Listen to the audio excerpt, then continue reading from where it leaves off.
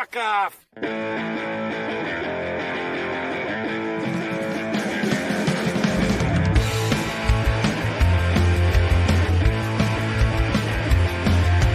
God's on the radio. You got Buddha on the audio. Scott Bale on the telephone. Dan Rather at Presidio and putting all the knowledge in the same game.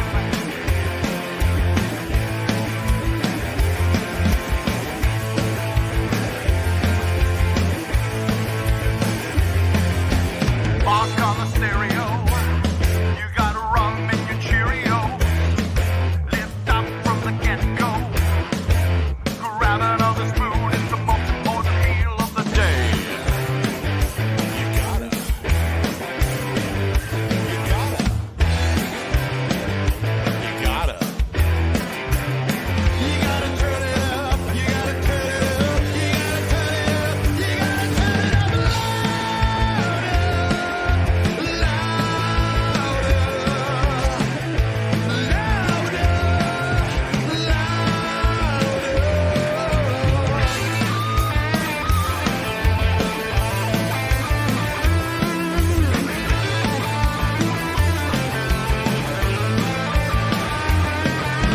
God's on the radio with the world in his video.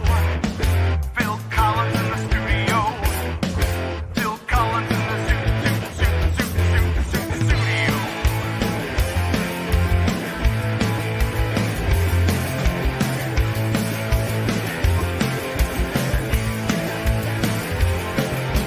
Mark on the stereo. You got Drambuie in your Cheerio. No better way to let it go. Grab another spoon. It's the most important meal of the day. You gotta. You gotta. You gotta. You gotta turn it up. You gotta turn it up. You gotta turn it up. You gotta turn it up louder,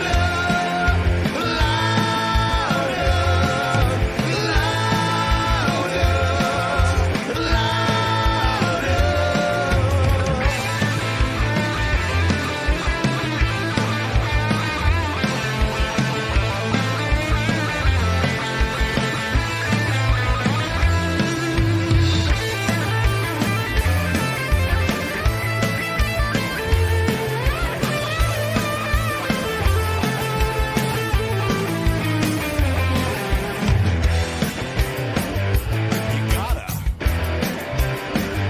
I gotta.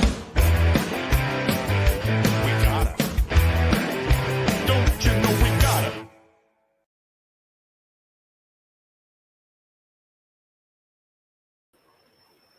Hey. Hopefully everything's working fine. It's a special Saturday edition of the LeBrain Train. It's the first time we've really done this. And I am trying to see if we can connect somebody here.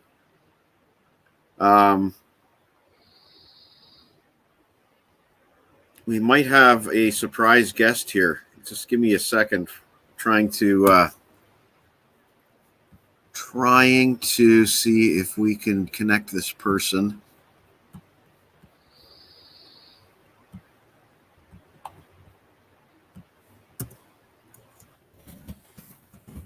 Anyway, it's a special Saturday edition of the LeBrain Train, and we are doing the top Nigel Tufnel top 10 album cover artists today. And this is a topic that was suggested by our special guest, Tim Durling, from Tim's Vinyl Confessions. And I keep wanting to say Tim's Vinyl Connections. I don't know why my mouth keeps wanting to say the wrong name, but I do keep wanting to say the wrong name.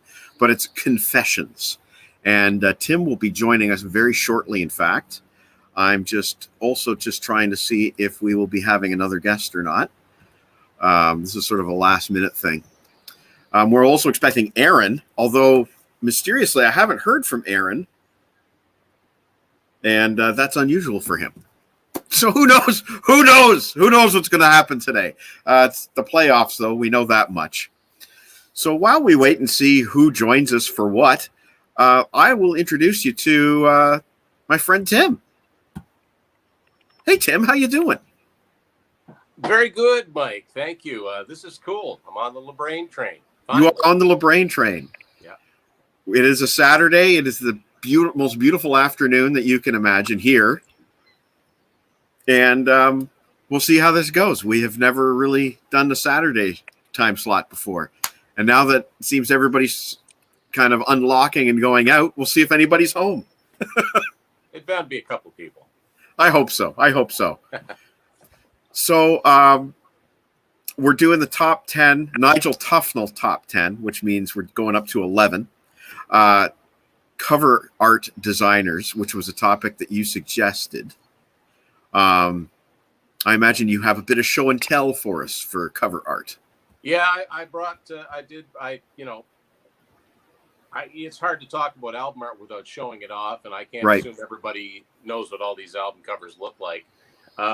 It's funny, and I do have to mention this. My good friend Matt, who's sat in on many an episode of Tim's Vinyl Confessions, he's been wanting to do an album art episode for a long, long time. So I said, "Oh yeah, I'm going on the LeBrain train. We're talking about album art." He's like, "Okay, I've only been wanting to do one of those for a long time." I said, "We will." But yeah, no, this was cool, and it was actually was more difficult than I would have thought. Yeah, it was. In going through this, and we talked about this before we went live. There's actually a lot of bands that I really, really like that don't have great album covers. Yeah, they're great because you love the albums, and they're iconic because they're big albums in some cases, but they're not great pieces of art. So it was really hard to narrow it down to say, do I like this because I like the album and I like the band, or do I really just think this looks cool? Because, bands like Van Halen's a good example. One of my favorite bands. They have rather strange album covers. A lot of them are. I'll give you two more examples that just occurred to me just now. Scorpions. Oh. And, geez, it just slipped my mind. Judas Priest. Scorpions almost went out of their way to, especially in the early days, they've got to be the band with the most band album covers, or most album covers they've had to redo. Yeah. But even, Aerosmith have not great album covers a lot of the time. I'm a big Kiss fan, and, most of their album covers have some variant of the band on them, but are they great covers? Yeah, there are a few, and we may see some of those, but yeah, there's other ones. April Wine. I love April Wine. They have ugly album covers. I'm sorry. Most of them they're ugly. I don't even know how else to say it. So, but what I got here is a pretty good mix of, I really like the album and I really like the art too. I might be in the exact same boat as you, but we're just going to see what happens. I am going to go ahead and run the LeBrain Train theme song, and then we will bring on our last guest for today. So let's get ready to rock with some lists today. It's the LeBrain Train.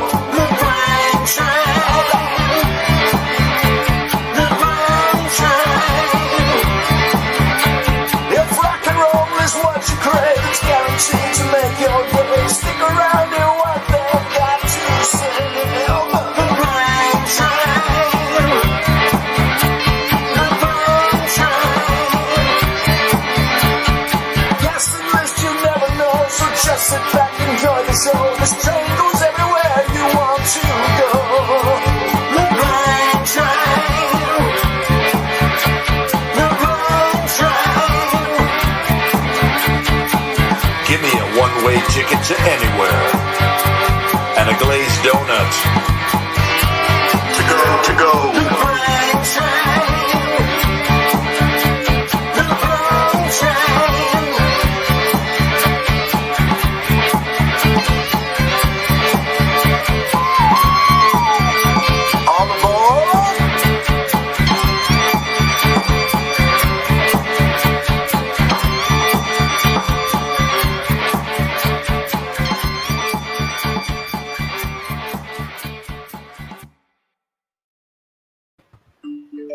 Aaron, how are you? Gentlemen, hello. Hi, Eric. Nice to talk to you. Nice Aaron. to talk to you, Tim. Good to see you. Aaron, Tim. Yes. Aaron. Yeah. Yes, hi. Hey, Aaron, real quick. Here, I'll shake your hand. Tech support question.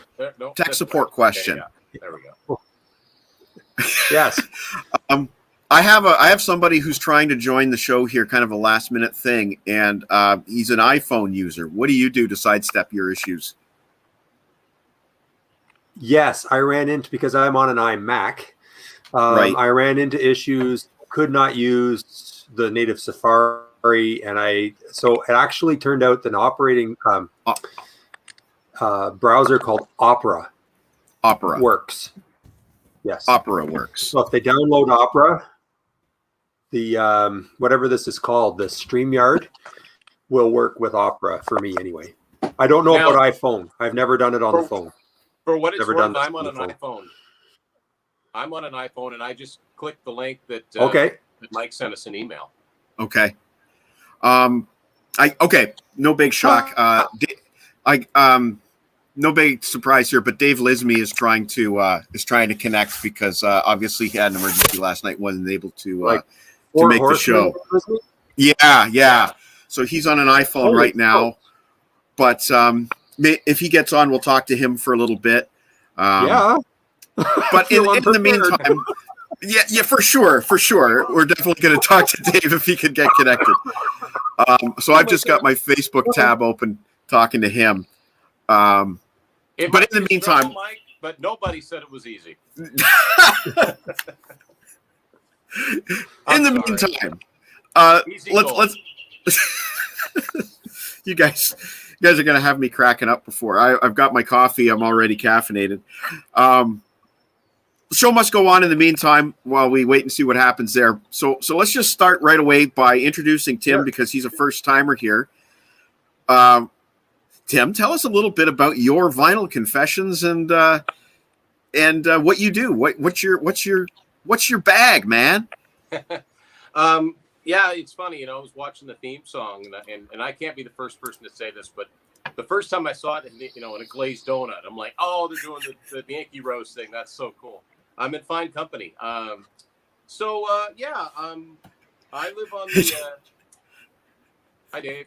I live on the east coast of Canada. I'm in New Brunswick, and I'm right on the border of the state of Maine. And I've lived in this area all my life. I work in radio. I'm a commercial writer, but I also do some on air on various stations in the company. And I started Tim's Vinyl Confessions in 2014 just as a way to show off my collection. And it's grown and grown and met a lot of cool people and added some cool stuff to my collection. And I do an episode every week. If people don't, if people aren't following, it's just Tim's Vinyl Confessions on YouTube. And that's my name on Facebook, on Twitter, on Instagram. I post every day, but I do a video every week. Got a new one coming up tomorrow. So, once you watch a few, you'll get a feel for the type of music I'm into. It's primarily 70s, 80s rock. I was born in 74, grew up in the 80s. I'm a Canadian, I'm a much music kid. Me too. And I learned so much from the Casey Kasem, Rick Dees, much music, video hits. Living on the border, you get a little bit of both. And, right. I love talking about the music I love, and that extends to the artwork and who wrote the songs, who produced the albums, who mastered them, all of that stuff, all that minutia. Mm-hmm. That's right up there. That's what I talk about on my episodes. So, and I'm happy to do it here. Aaron, can you relate to that at all? Hey, 1974 represent. Nice. Oh, and I don't know if anybody's got a dog in the race tonight, but I've been. I relate to all Cool. of One thing that drew my attention to Tim immediately was, the guy doesn't just have the album; he has the album on CD, vinyl, cassette, and 8-track, like virtually every single time. Whenever possible. Yeah. Tim. Yeah, whenever possible. Oh, wow. Really? And do you find, okay, because I'm having... Go ahead. Yeah, go ahead, Aaron. I'm actually struggling with that right now. So you're a perfect guy to ask about that. Okay. Because somebody like Phil Collins, right? I have the LPs and I have the CDs and I have some cassettes and some cassette singles and all that. It's the same damn album. Do I need 3 copies? I'm struggling because space is an issue and I'm trying to, you really need to have multiples of the same thing. Now, in the case of something like But Seriously, yes, because the LP is actually a different track order than the CD. But like something like No Jacket Required, no. Do I need the CD, the cassette, and the LP? I don't think so. I can keep one, and I don't know. It's not a matter of needing. It's whatever you're in, it's whatever you're into. I mean, you can see behind me, those are cassettes on the wall. Yes. Over here, some vinyl. Mm-hmm. Over a little farther are CDs. And if I were to flip the camera around, I've got almost a couple of hundred 8-tracks. I don't know. It's when I started out, and I'm sure you're the same age as me. I started with cassettes. Yep. Yes. I was a little bit Columbia House. Too young for records first time around. I mean, my parents always had records in the house, but when I started buying my own music, it was cassettes. They were portable. They were small. They were, I guess. Well, when CDs first came out, they were ridiculously expensive. So it just, next thing you know, I just keep adding to my cassette collection. Then I started replacing them with CDs, and until the early 90s, it wasn't easy to find used vinyl. It wasn't, certainly not like it is now. They were taking it out of stores. And so once I kind of, once I got my license and started working and met some, people from other areas that say, oh yeah, there's a used record store here and a used record store there. I just wanted to get the albums that I liked. I wanted to get them on as many formats as possible. And the 8-track thing is interesting because I'm old enough to remember when 8-tracks were around. But once I learned, and I am working on something that deals with this very topic. But when I first read that the record clubs like Columbia House and RCA Music Service had 8-tracks available well into the 80s, something inside me just snapped and said, well, I got to find some of those. Like, what do you mean it well into the 80s? I'm talking about 1988. Now, that's not every major label release, but for example, you mentioned Phil Collins. Yeah. No Jacket Required was made on 8-track. They didn't sell it in stores, but if you were a member of Columbia House and had 8-track checked as your format of choice, that might have been your selection of the month back then.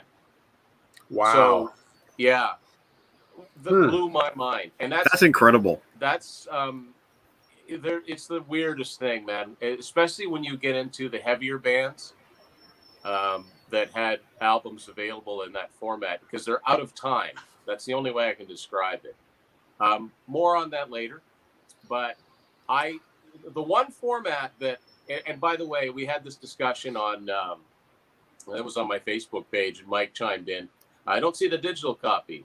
That's well, right. Okay, so here's my argument, and my wife teases me about this. It's like, oh yeah, I bought that album. I'm like, oh yeah, where is it? Right here. That's your phone. Yeah, but I bought the album. Like, that's your phone. Where's the album? Yeah. Yes, I'm 46. But to me, you don't own the album until you have a physical product in your hand. And, when the artwork is, little thumbnail, I have to have it in physical form. Now, if I had to have one format, if I had to just choose one format, it would be CDs because that's what I used to listen to. I don't have a good record player. I don't have a working cassette player anymore. And I used to have an 8-track player, but I am not one of those people that will sit and fiddle with them because you've got to work on those things, the players and the tapes, to keep them going. They take a lot of maintenance. You got to oil them and you got to make sure that the rubber things inside of them work. Like, it's a lot of work. My hat's off to the people that put the time in. I just want to pop a CD and listen to it. But I just like to have all the formats. So the one format I don't have, thank you, John, you're absolutely right. The one format I don't have anything on, which is sort of like the last frontier for me, is reel to reel. And right now, they still haven't gotten down to the point where they're cheap. Right. Because if you go on eBay, like I could go on eBay right now, and they've got Van Halen, they've got Aerosmith, Alice Cooper, Kiss. They're all like 200 plus. They come in a little box, not much bigger than a CD, and you open it up, there's the reel. Crazy.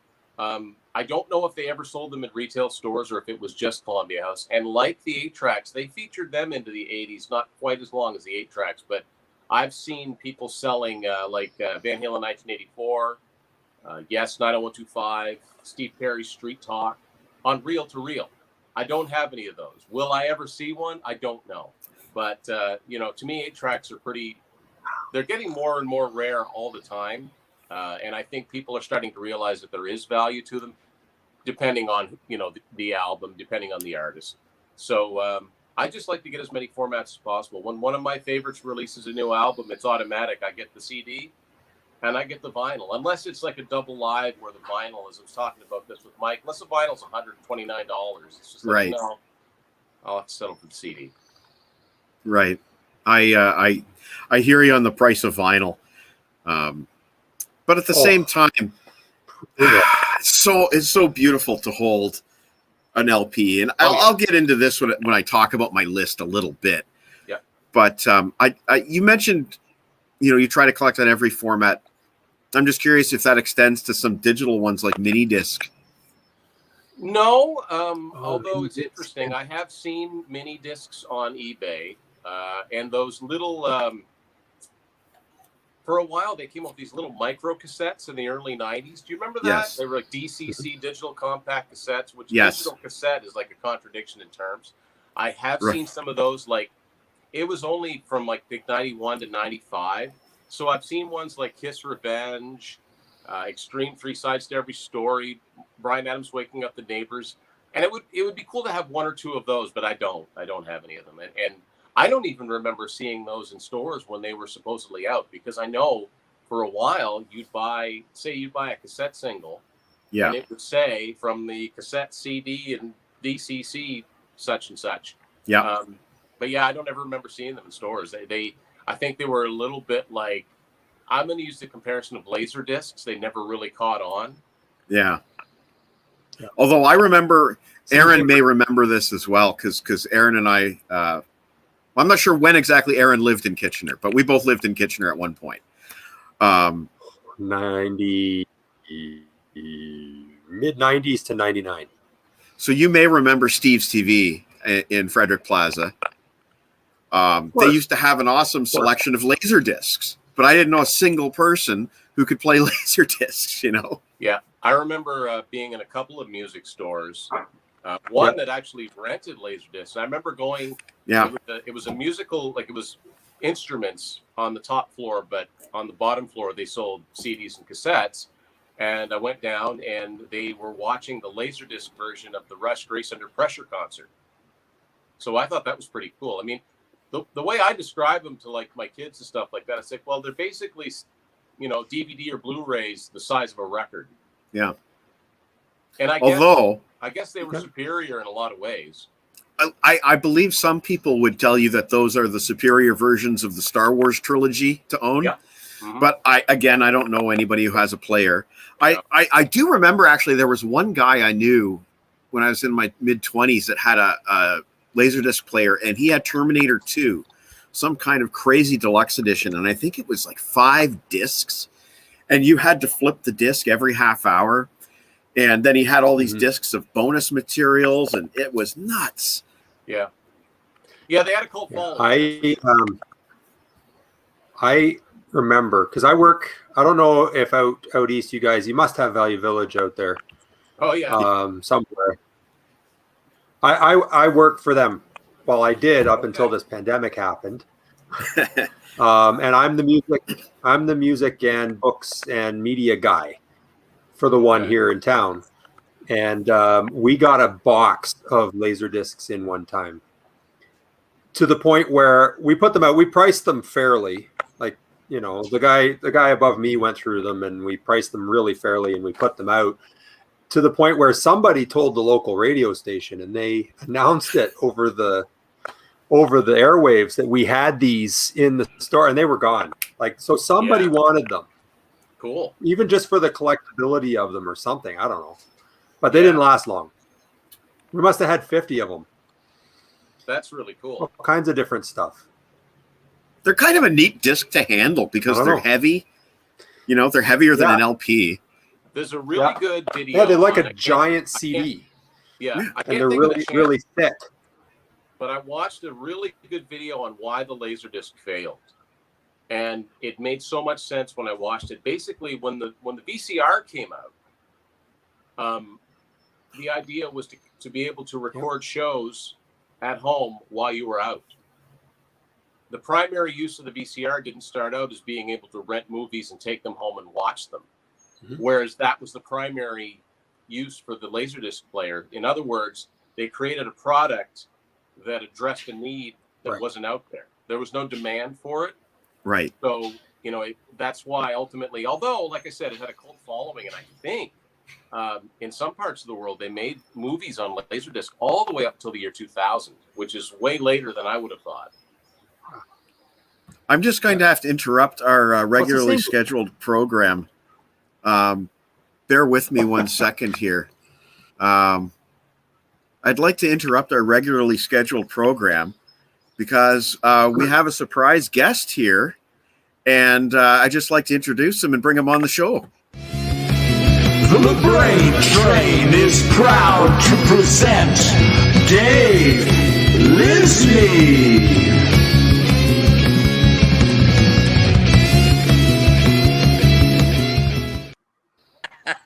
No way. Hey, Dave, how are you? Dude, Mike, that is hysterical. You had that like surprise guest thing ready to go. Yeah, I did actually. I can't think. So how are you doing, man? I'm doing okay, except for the echo I have. So let me tell me one thing. How do I fix the echo? Let me fix the echo. I think I know what to do. Do you have like a Facebook or a YouTube window open? I think I might have something open. Let me figure this out. Give me a sec. Everybody freeze up. I think he just disconnected his camera there while he's... Now how's this? I can see you. I can hear you. Test. I can hear you. Good. No goes. Awesome. Right on, man. Well, this is a surprise. I'm glad you're okay, and you know we couldn't get you on last night, but it's nice to see you. Nice to see you, and I apologize for last night. And thank you for your concern and prayers. My dad's. I think I gave you an update on the chat room, so yeah, we'll see what's going on. I think at the point they're telling us it could be worse things than what they think it is. So is anybody else frozen up? No, I think it's just you, man. But I think Tim froze. All three of you for interrupting. I was going to say I could just stay here as a fly on the wall and listen to you guys. Just me. I think Aaron's I can't frozen. see Dave at all. It's a black screen for me. Yeah, but Mike, You're unfrozen now. And the audio is going in and out. How about my eyes? I got my glasses on, but my eyes are so bad. Oh, that's Tom. There we go. Okay, we're good. I think. So Dave, are you saying you just want to hang around and? That's right. Just want to hang around. You guys keep doing your thing, please. Thanks for bringing me on, Mike. I wanted to just in front of you, and I guess it's as good a time as any. Figured you're busy, so I might as well interrupt it. But please reschedule me, and I apologize for that horrible thing. It was like an hour before the show.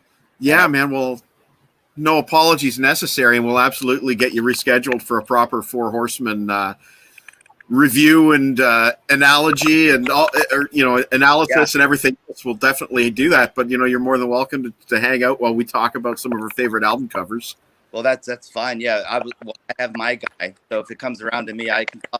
You're talking about artists that do album covers, right? Yeah. I have my guy that I'll throw in there whenever you guys around to me. I'll let you guys continue, and then if you guys want to know, I'll tell you mine. Okay. Cool. But Sure. and thank you guys. Nice to meet both of you, and Mike, please do schedule something Thank you. again. I will. And thank you for last night for your prayers. All right, Absolutely. I'll let you guys. All right.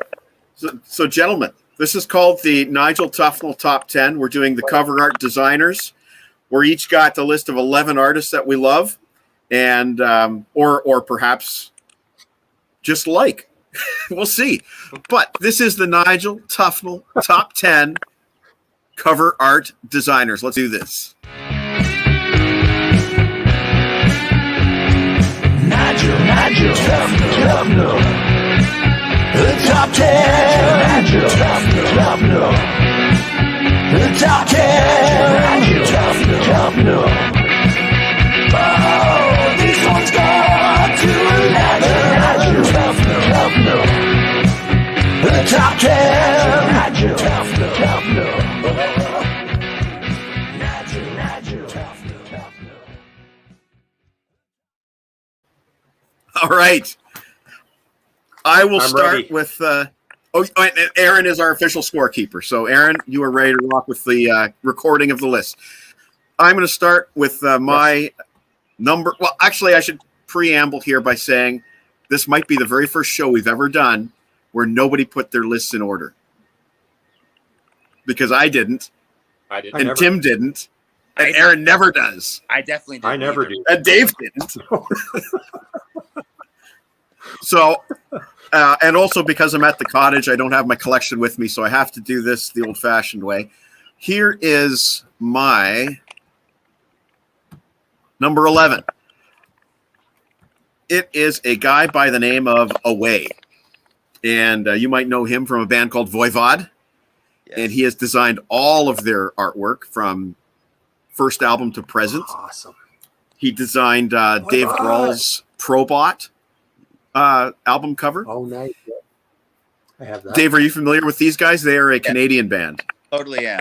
Yeah, He boy, took had him on the tour bus. Had like my bass player Ben had like 3 of their records, and I used to borrow them from him all the time. Yeah, man. no way. That's awesome. Voivod. Sweet. That is cool. So yeah, that's my number 11.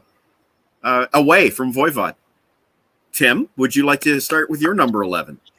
Yeah, so this is a guy that's done a ton of album art, and it's all very cool. I think I've only got one. Oh, I'm getting a low power mode here. I got to try and plug my phone in. Okay. But I'll start with my number 11 is a guy by the name of Rodney Matthews. He's got a very distinct style, and I just love this album cover here. This is Nazareth's No Mean City from 1979. Unfortunately, the version that I have is a reissue, and I say that because the original version was a gatefold, so I could show you both sides of it at the same time. But yeah, Rodney Matthews. That is a wicked cover. Yeah. That's awesome. Very Dave, cool. how would you rate that pick? I like it. It's way out of my league. I actually realized I have 2. One's a close friend of mine, and one's art I've never met in my life. Did my couple of my favorite band's albums, and I didn't know that was one guy that did all those, but I like it, love it. Nice. What? Let me ask you though, are you guys all artists and stuff? Because I know Mike. Oh heck no. No. No. I pay more attention. I barely pay attention to the fucking lyrics. I just had a Monty Python moment. So your doctors then? Oh no. We're not doctors. The only one of us that's even remotely involved professionally with music would be Tim over there, who works in radio. But Aaron and I are we're just observers in the great game of life. But Aaron, Yeah. what is your Yes. number 11, sir? Okay, so point of order first. Am I writing down just the artist name, or am I writing down the album you chose as well? I would say for the sake of the list, it's the artist name that counts. I think Okay. so. Good enough. Okay, because I was trying to decide how much space I had on the page. Gotcha. Okay, so my list I changed 3 times. Oh, Dave had something to say. I'm just thinking to myself. Sorry to interrupt because this isn't so intriguing to me. I have a question for you 3. Seriously, it's going to mean there's 33 artists you guys are going to name with top 11 lists. Yeah. I have to, and you're already talking about like you had to narrow your list down there, and I'm thinking to myself, 3 times I changed it. How this is a subgenre of music fans that really get into the artist. So you guys all 3 of you guys will know exactly who I'm talking about, and you'll think I'm being oh so commercial because I'm just like you. No judgment. And I did the math really quickly. I'm going 33.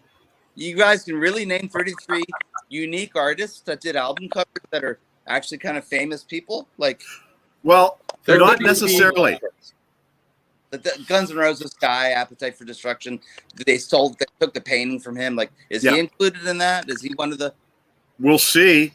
Okay, but there could be overlap. Like I know for a fact that Tim and I have at least one that's going to overlap. The minimum is 11. If you all agreed on all 11. Yeah, and I predict it'll be closer to 22. There you go. Is my prediction. Well, that's perfect. Minimum 11. Well, because right. Because I'm writing it down, we'll know. Yeah. And thank you for letting. Yes. Oh, sure. Oh, so yeah, I did have to adjust my list a few times because I got all up in my head about this, and I was trying to stop myself from saying, "Well, I love that album cover," and I tried to not just pick one album cover that I like. I tried to pick like the artist's overall work. Yes. So it's like a career. I didn't want just one album because that would have been really that's a whole other show. That's appropriate. You know. Well, thank you.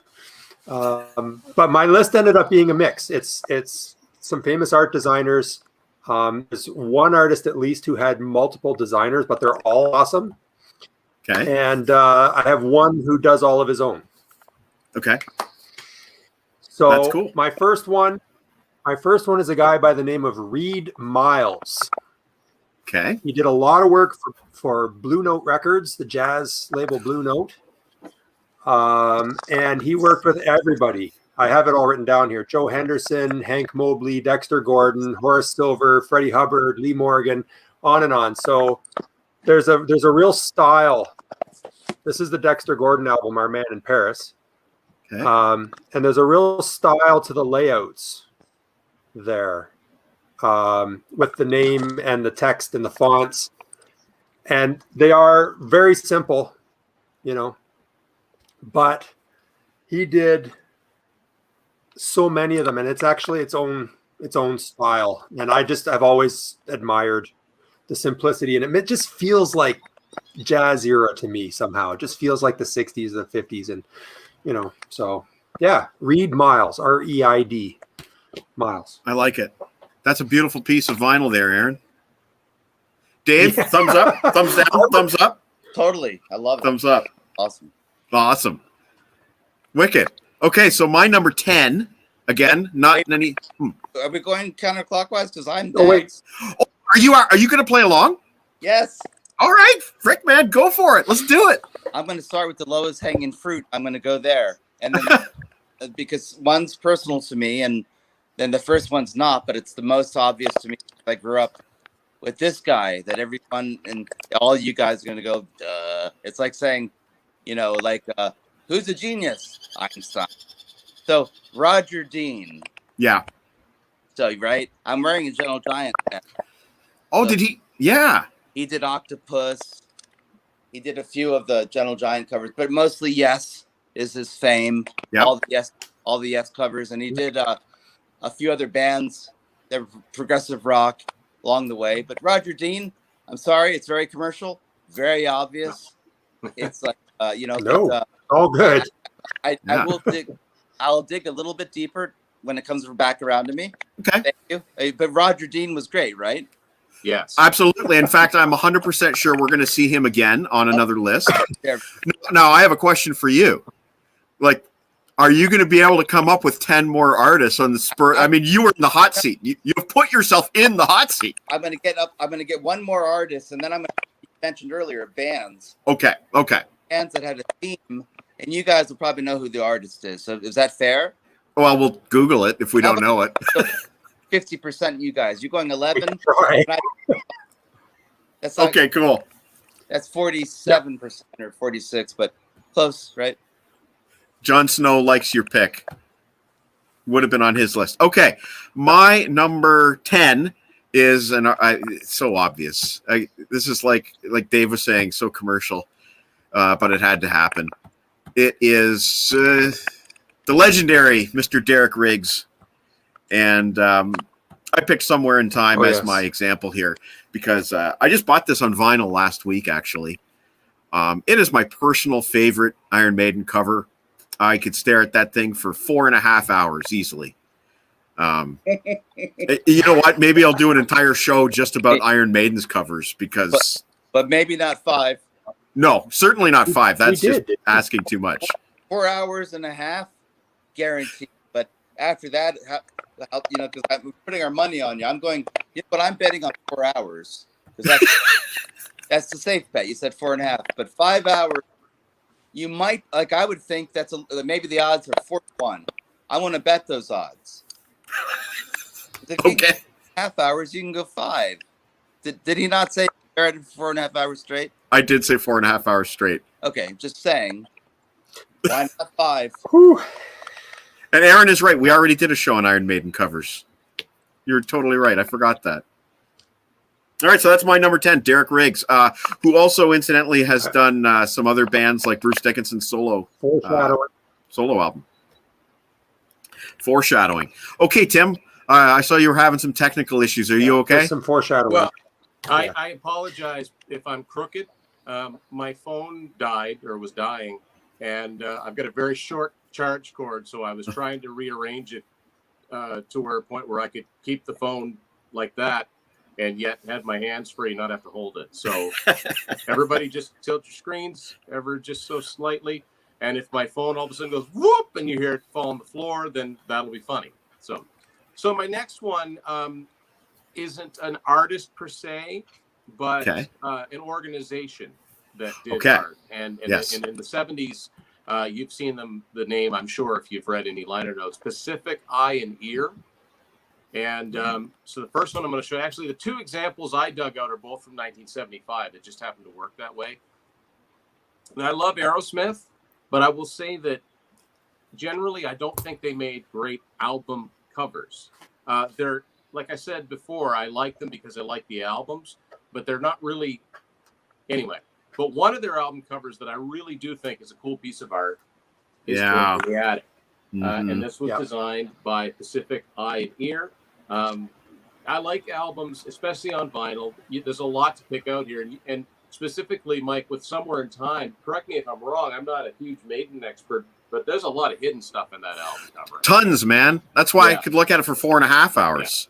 Yeah. So there's a cool picture here. That's actually the first time that Aerosmith used that lettering. Right. But it would be 2 more albums before they combined that lettering with the famous Wings logo.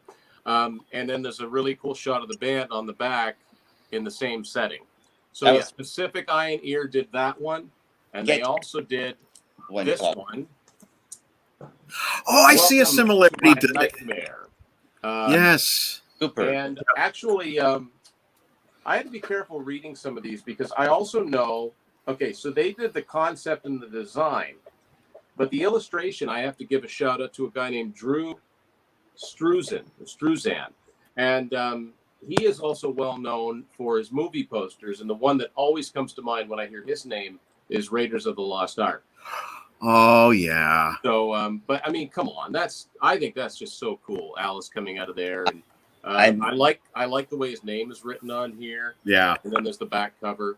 It's just a great record, too. So that's my number 10. Brilliant. Pacific Eye and Ear. Brilliant. Good show. Dave, you look antsy. You look eager to chime in. No, I met that guy under the weirdest of circumstances, Alice Cooper. It's an interesting story. It's really simple. I was having a meeting with his manager, with my drummer at the time, who had been in Alice Cooper's band before this point. And Alice Cooper walked in, and he was talking to he interrupted our meeting, and he apologized.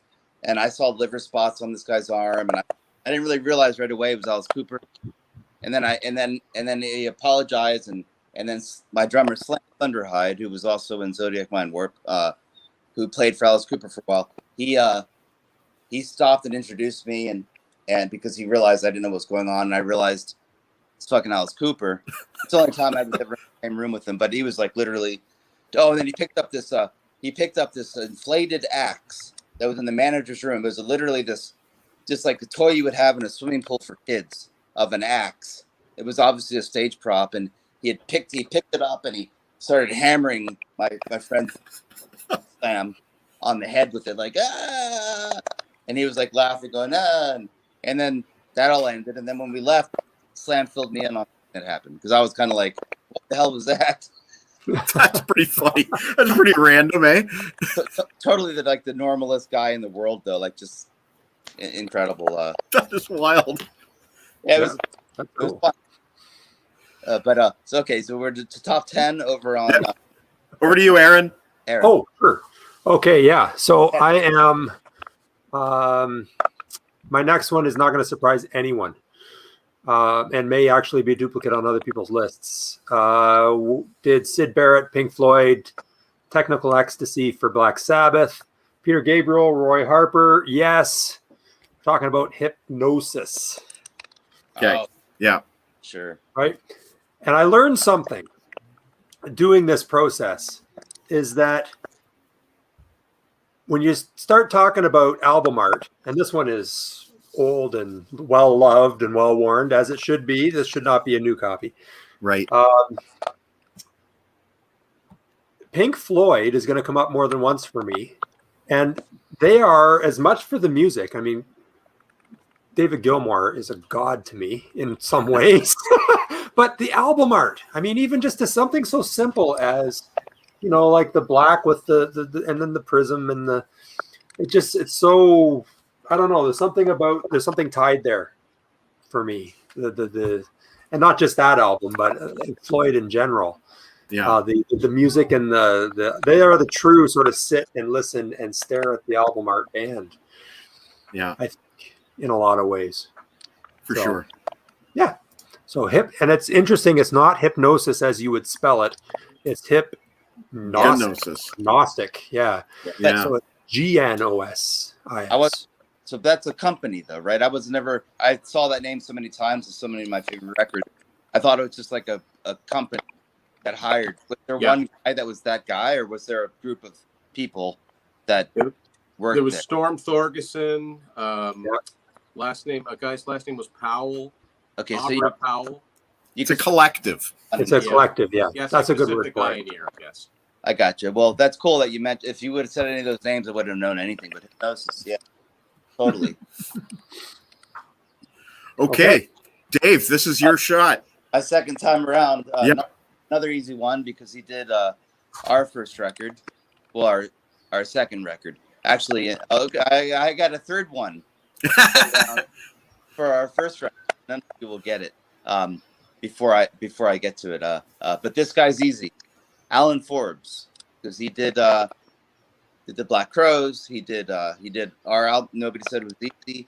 Did a Danzig. He did a bunch of stuff, and now he does a lot of posters and his own art. And maybe he's kind of one of those guys that's either really loved or really hated. I don't know.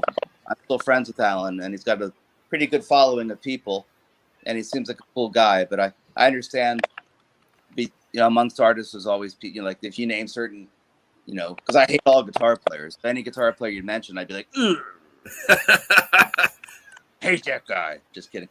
But it does seem that I've noticed there's a few like, you ripped me off. No, you ripped me off, and you stole from that. No, but you stole from that, and it's kind of silly.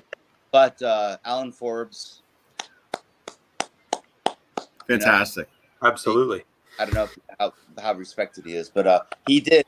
Here's the thing, just for the record, he did our first album, He also did Daylight Again. Michael. Yeah. You were talking about this. I watched last night with you and Tyler. Trevor. Sorry. Yep. And he also did he did our Left 4 Dead album cover, the one that looks more like American Indian-ish with the DVD box set. He did that one, and he's done so many of them for us. He keeps kind of changing it. But the original drawing came from To Be Determined Next. Thank you. Ooh, interesting. So tease there. Yeah. So now I have to follow that. Okay. Okay, so my number 9 we're on right now is an artist who I could name 3 different bands where he's done a whole ton of covers, but I'm going to choose a 4th. It's Mr. Mark Wilkinson, who is best known for Marillion, Iron Maiden, Judas Priest. I think Iron Maiden. Pretty sure. And so. Fish. Yeah. Fish, the singer of Marillion. Yeah. So I chose his first solo album to show off here, Vigil in a Wilderness of Mirrors, which is a great cover. There was more to it. It folded out.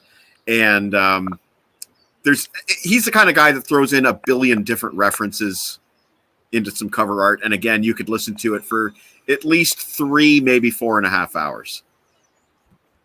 So that's my number 8. 8? Is that what I said? But not 5. 9. But number 9. Number 9. Number 9. But not 5 is a new category unto itself. It's not even 4.5. It's just, but not 5. That's better because it's like that. But more than 5 is like it's like 5 stars. Like whatever goes. Like but not 5 is second best. As long as you didn't check, the ones lower than that. Sorry. If I go on for 5 hours with an album cover, well, maybe we'll get there. We'll see. That's crazy, right? So, but not 5. Right. I haven't got any that I would listen to, that I would look at for 5 hours. Not yet, anyway. But eventually there'll be a one, and that'll be that won't be, but not 5. But not 5 is the right category right before 5. Correct. Which is, I think. That's what I'm suggesting, and I'm wasting your time. He's got lovely birds in the background. Those would be my birds. Absolutely, they're my birds. Seriously? Yeah. That's. I'm outdoors. I am. Oh wow! Well, you're in Kitchener, right? I'm not right now. I'm up. Actually, I'm on Lake Huron right now. Oh no way! There you go. Yeah. So that's why there's birds, and that's why there's a beach camera there. But anyways, Tim. You're number 9, my friend. Dave's logic works because that allows for some leeway. So that's good. Okay. Yeah. So next one on my list is a guy by the name of Norman Moore. And you've probably got albums he's designed. It's not a name that sticks out. Now, I'm going to say from the 2 examples I picked out, I'm going to guess he was a staff designer for A&M Records. I'm not 100% sure about that. But these 2 happen to be on A&M. The first one I just love. 38 Special Tour de Force, 1983. I love that it's glossy, too. The cardboard's glossy. I just think that's a cool cover. I love this album, too.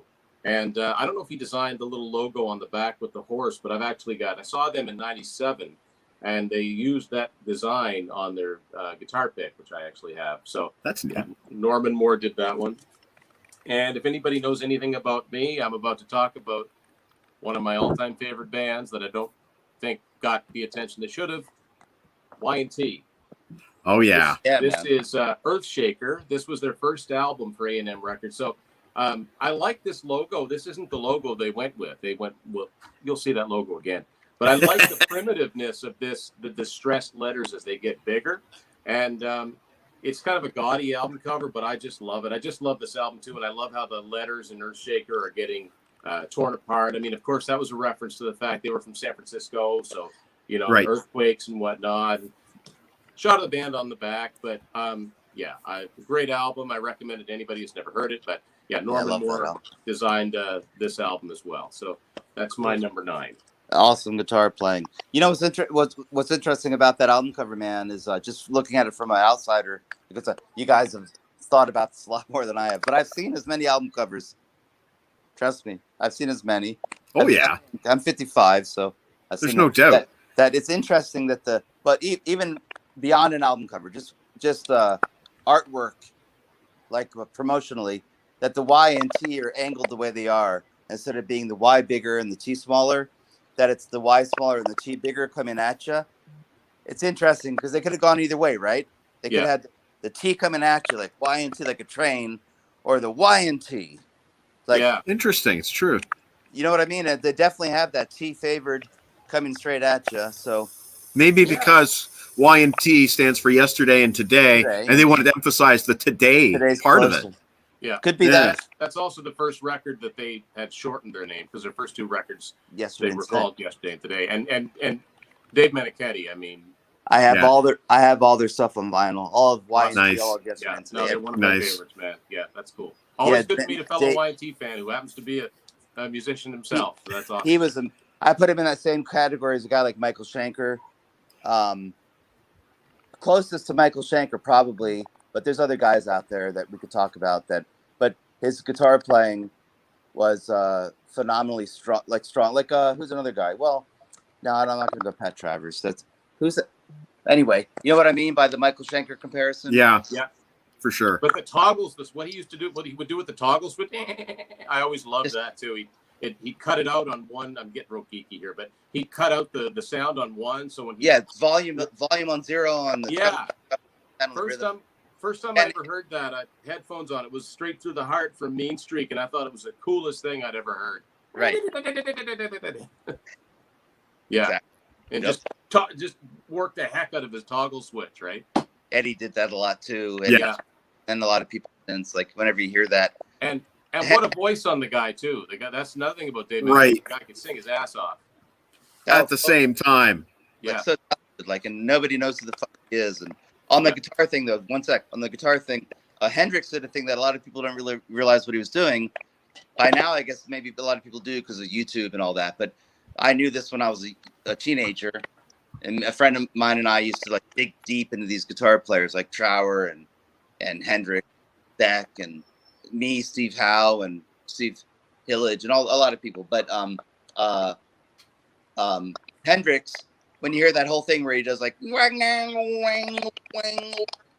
right, you know, he's got all he's doing hitting his. Back then it was a three selective switch Strat, right? Yeah. The Strat in the old days had the rhythm pickup, middle pickup, lead pickup, 3 positions.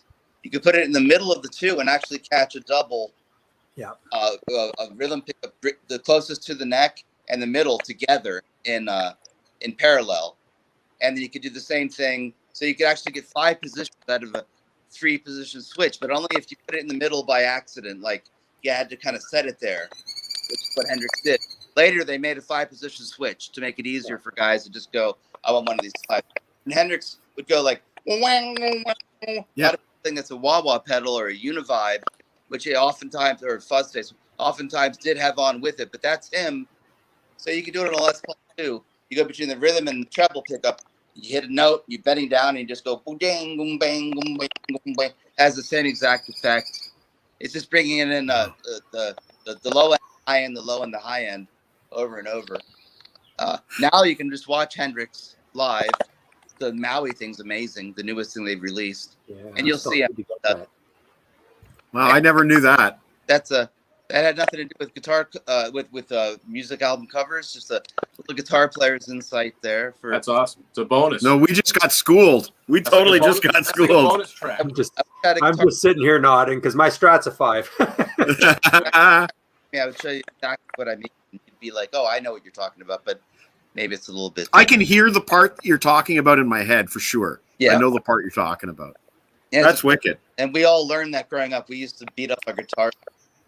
I mean, it was amazing that they were all secrets, though. Like, you know, only a certain few people in my town knew how to do all these guys' tricks. Yeah, right. When it came out, it was even more so. But we learned it. Trust me, nothing got past us. Some of the things we didn't get quite right. We got almost everything right, though, because we spent so much time on guitar. That's all we did all day, was thinking about that stuff, whereas other people were way more productive. And did you find, Dave, that a lot of them, I'm far from a professional guitar player, but do you ever find that some of the sounds and the tricks, if you will, the stuff that you thought was really complicated was like, oh, that's all they're doing? Right. And on the other hand, something that sounds really simple, you're like, how did he do that? Yes, on all both. the time. For sure. And a lot of times you have to take into account the hands of the player, the attitude, and all that stuff comes across on guitar. It's crazy. But like guys like Eddie Van Halen, people had so many myths and legends about what he was doing. And really what he was doing was a pretty logical, simple thing to make that brown sound that created a whole cottage industry of amps and pickups and everything. And other guys that are more simple, like Andy Summers from the Police or something that people don't get, learning how to do echo and chorus the way that he did it, especially using the analog, like a Memory Man and an old Boss CE2 or something like when stuff was around, the stuff that was available to get those kind of tones, it's you don't really notice it when you hear it, but if you try to do it, it doesn't sound anything like it. And then you're like, oh, because I need to know those little simple things. So it goes both ways.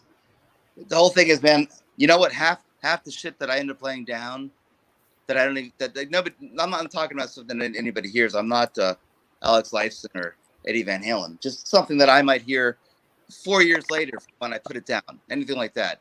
I oftentimes go, what was I using on that? Like, that's why I always try to take notes on my Pro Tools. Like, it lets you do it, pretty long, but I think I'm going to know it was this and that. And then 4 years goes by and so much changed. My temper, or was I using my 45 watt Marshall or my 100? Which flanger was that? And I'm like, man, you'll never get it twice. I don't know how to recreate it. Right. So how many of these sounds that these guys made on everything? Guitar seems to be, because it's so mid-rangey, so sensitive to humans, right? Yeah. That's why it is. And vocals, right in our middle frequency, we really hear it. The guitar's got to be right, or else we get the shivers. The low end, the high end take care of themselves, kind of. So you got the guitar and the guys that stick with you as far as guitar players, like Eddie Van Halen, George Lynch, Dave Manicotti, yeah. Manicotti, the guy.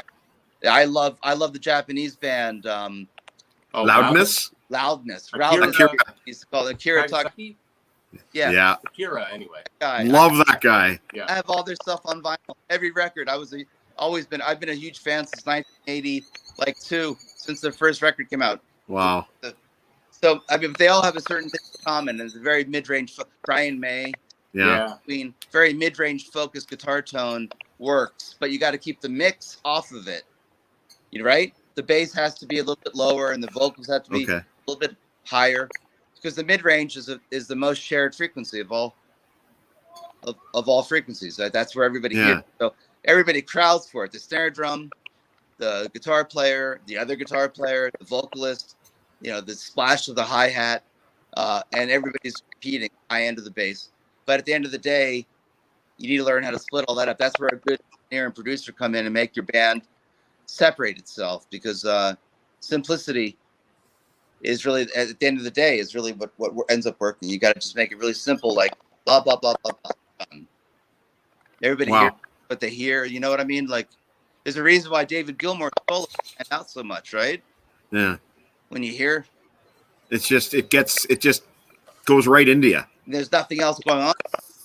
Low end bass and a little bit of some drums going on. And the guitar has free reign of mid range all the way up to high end. David Gilmour and his big thing, or his Cornish pedal. Gilmour's, and it's genius, right? And it just absolutely, as opposed to being buried in a mix of. I hear you. Max the Axe is wondering what number we are at, which is, I believe, Aaron's number 9. On 9. Yes, we're on 9. And guys, it is my turn. Yep. I'll be right back. Yep. Carry on. Sure. Carry on, Aaron. Oh. So I'm gonna finish beating the Pink Floyd horse here. I am gonna bring up Storm Thorgerson. Yep. for several reasons. These are all CDs this time. I don't Okay. have vinyls of these. Okay. I've got. Oh Division yeah. Bell, Right on. right. Yep. Beautiful. I love the Division Bell, and so of course you got to go with it with the Pulse. Yeah. Yes. In terms of packaging, that's awesome stuff. Awesome Unreal. sauce. And with the light in the, Yeah. you know, and Delicate Sound of Thunder he did. Yeah. Oh, look at that. Yeah, that's Cool. Yeah. Brilliant. And I also have, I do have one vinyl Nice. for Momentary Lapse of Reason. Great album. Just stellar stuff. And that's what I said before with the Pink Floyd thing, right? Where it's just like you could just sit and the music is on and you're drifting away and you're looking at this and you've memorized it 3 times and you're still there. It's all good. It's a total experience kind of thing. Yeah. Yeah. With these guys. So Absolutely. The artwork matches the music every time. Yeah, and I wanted to ask too, earlier, we're going to have to go back a ways, but I think it was Max asked me a question and I didn't catch what it was in the comments. Okay. I'll look for that. Star or something? Oh, yes, he asked. Oh, crap. I lost the comment here. Sorry. Star Castle. You got Star Castle in there, Aaron. I love Star Castle. They were basically a Yes cover, a Yes fan, but they had their own thing. I got all their records, brother. You're a Star Castle fan? This guy is. Yeah, Max the Axe. God. Max the Axe is a Star Castle fan. I'm friends, man, because I think we have a lot of the same prog rock. There you go. We can Maxie. That's amazing. Star Castle. There you go. So go talk to Dave on Facebook there, Maxie. Is that the name? Citadel? Was that their second record? I have no idea. But it's your turn, Dave. Citadel was Star Castle's second record, man. But my turn. The third. Yeah. One. Okay. So Haggis. Yep. Was started the founder. I can answer a lot of those questions for you, Michael. Next, but I'm gonna save them for our. Yeah, save them for when we get to the official. Whenever you can fit me in, man. What a shitty day yesterday, but thank you so much again. Okay. Is Wes Humpston from the Dogtown skateboard artist. Oh yeah, okay. And what's the last name? Humpston. Wes Humpston. Humston. Okay. I think so. Hey Google. I'm doing it. Humpston. Sorry, I didn't understand. Oh, hey, Found it. Listen to what I was listening to before I called you. You got Dave. I gotta ask you to turn that off because we could get a copyright strike. Yeah. We don't want that. Music. That was not. She's a brick house. Humpston is spelled Humpston, and yeah, that's. I got some pictures here, some skateboard art that I can see on Google. Yeah. So Haggis was good friends with him from the skateboard days because I was a skateboarder in the Tony Alva days. Okay. I go back. 1975. I was 10, and I can show you my skateboards. I got all this. I still got all my old boards. There's so many. Wow. And when I was 10, I lived in Florida, and we moved to Fort Lauderdale, Lighthouse, Florida, Lighthouse Point, Pompano Beach, Fort Lauderdale, and I went to all the skateboard parks. I wasn't a great skateboarder. I wasn't one of those. But my heroes were guys like Pineapple and Tony Alva, and my skateboards are all Sims wheeled or yo-yos and tracker trucks and Cyberflex and the Peralta brothers were big. All those guys. I was really into that whole '70s skating thing. Was huge to me. And so I was not involved. I did not know Haggis when he got Wes to do this. I wasn't in the band yet. So quick little thing. Haggis was working on an album with Rick Rubin in England with the Cult called Electric. And at the time they became close, and Rick was kind of like, let's start a real rock and roll band. Haggis was like, sure, anytime, let me know. and then they did Haggis did a little bit of the tour on bass, playing bass, and then the bass player, I think his name's Jamie Stewart, played second guitar behind Billy, and Haggis played bass, and then Haggis went on to move to New York and start the Horsemen with Rick Rubin. Huh? Well, there's the history.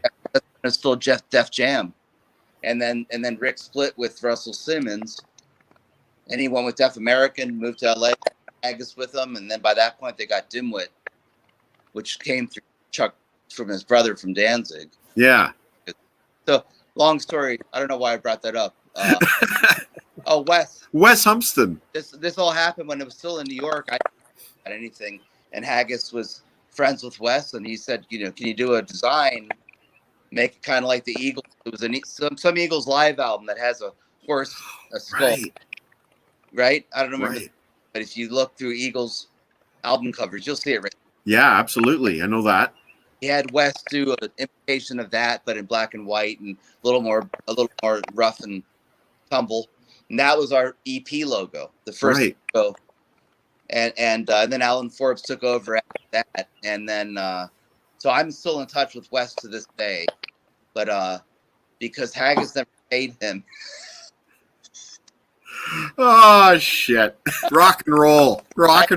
Pay him for his work, and like literally 20 went by, and I was talking to a guy that I met on eBay, and we were talking about skateboard stuff, and then all of a sudden he said, we had talked about my past and his past, and eventually he goes, "So you're from the Four Horsemen?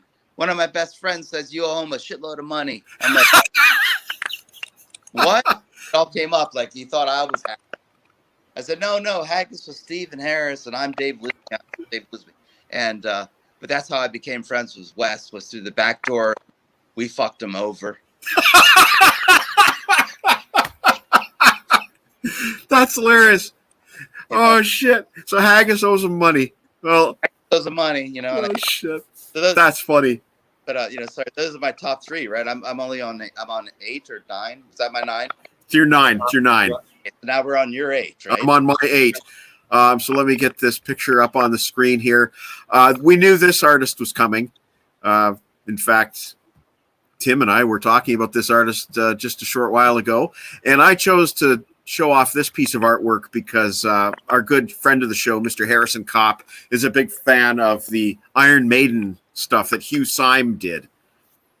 Hugh Syme, mostly known for Rush, I believe it's fair to say, but he's done so many others, and I have a sneaking suspicion that we're going to see a few more Hugh Syme covers here today.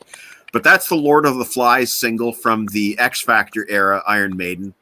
And it's so strange how it looks like a cross between claymation and like computer animation. It's a strange mixture of techniques, and identifiably Hugh Syme, absolutely.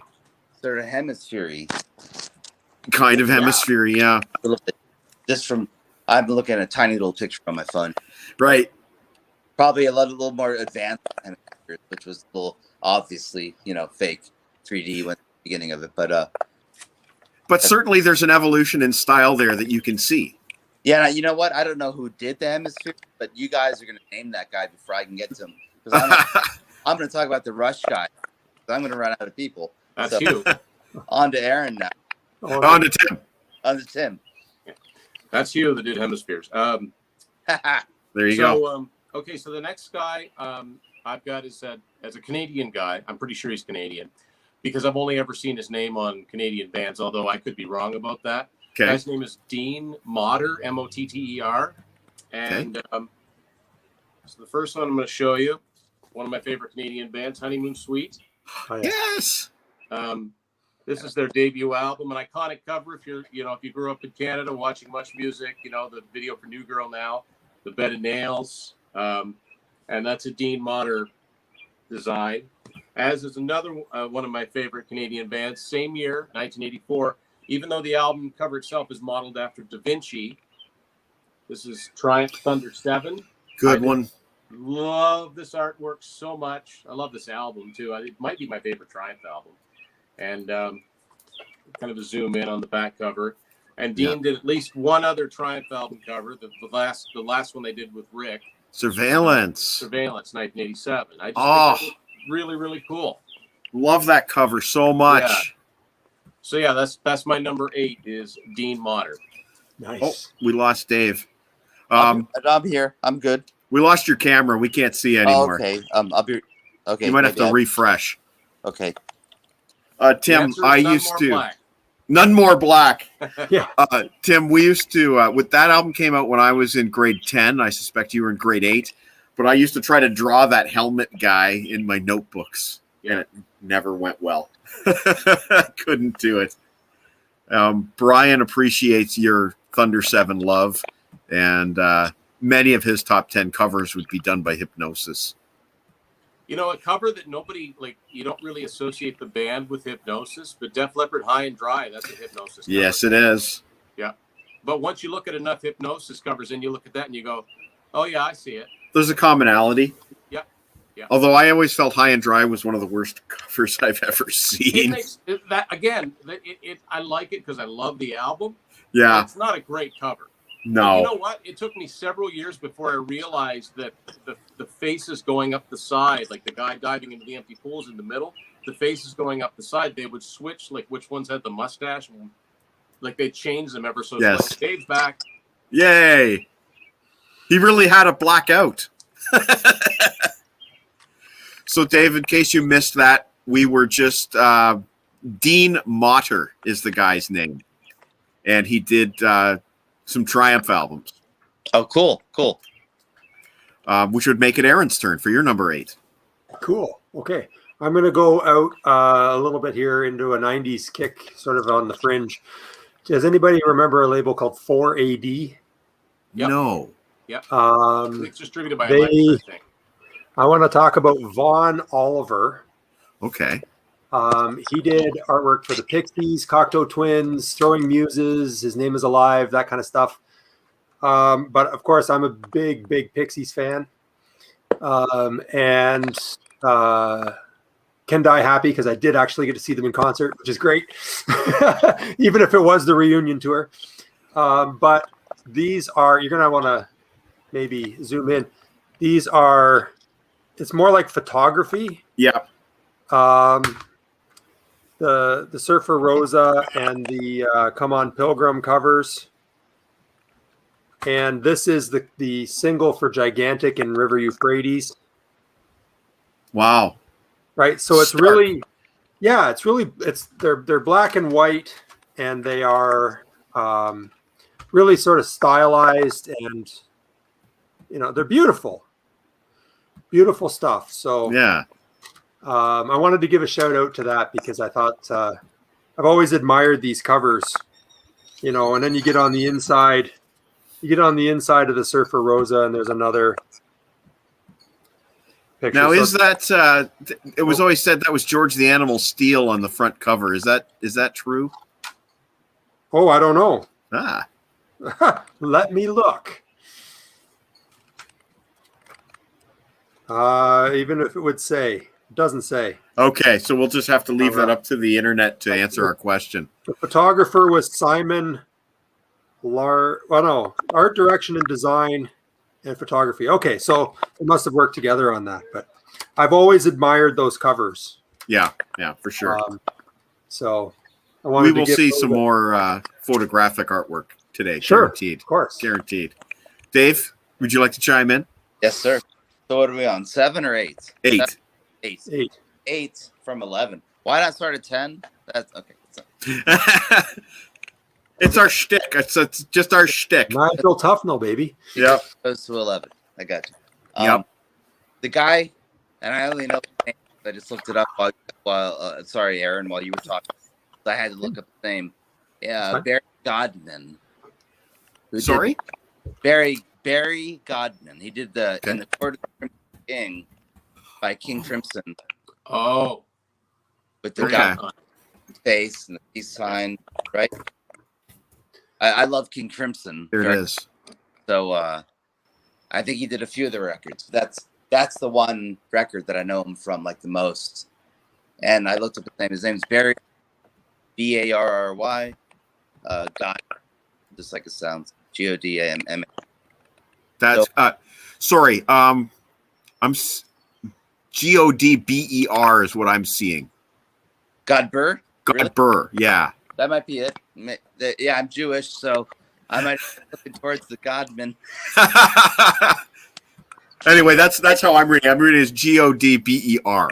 But yeah, that's an iconic album cover. You remember it? You guys all know it, right? And yeah. Did he do any other Yeah. artwork for bands? Let me find out. But that's so I'm hanging in there with you guys, doing my best. He must have done more. He must have. Oh, it looks like here's another one. This looks like that's another King Crimson in the Court of the Crimson King. Okay. Oh no, that's just the inner sleeve. That's right. Maybe he's only done the one. Maybe I might have to research this a little further. That's a tattoo I would get. That album cover. You know what I mean? Like, yeah. I don't have any tattoos, just so you know. Like, that's something I'd go like, okay, that impacted my youth enough, and it's so pretty. Let's do that. He might not have done much else. I'm just Googling on the spot here. That's a good pick, Dave. That's wicked. Thank you. Brings me to my number 7. I got to read what the guy's name is. Tony Fitzpatrick is his name, and you might not be familiar with him because he, as far as I know, I can only think of one artist that he's done, but he's done virtually every album from I Feel All Right on down by Mr. Steve Earle. Oh, wow. And I don't know if you guys have ever heard of something called the Voynich manuscript, but it's a strange. Yeah, it kind of looks like that Voynich manuscript kind of illustration. And he's done, like I said, every Steve Earle album from I Feel All Right to the very present.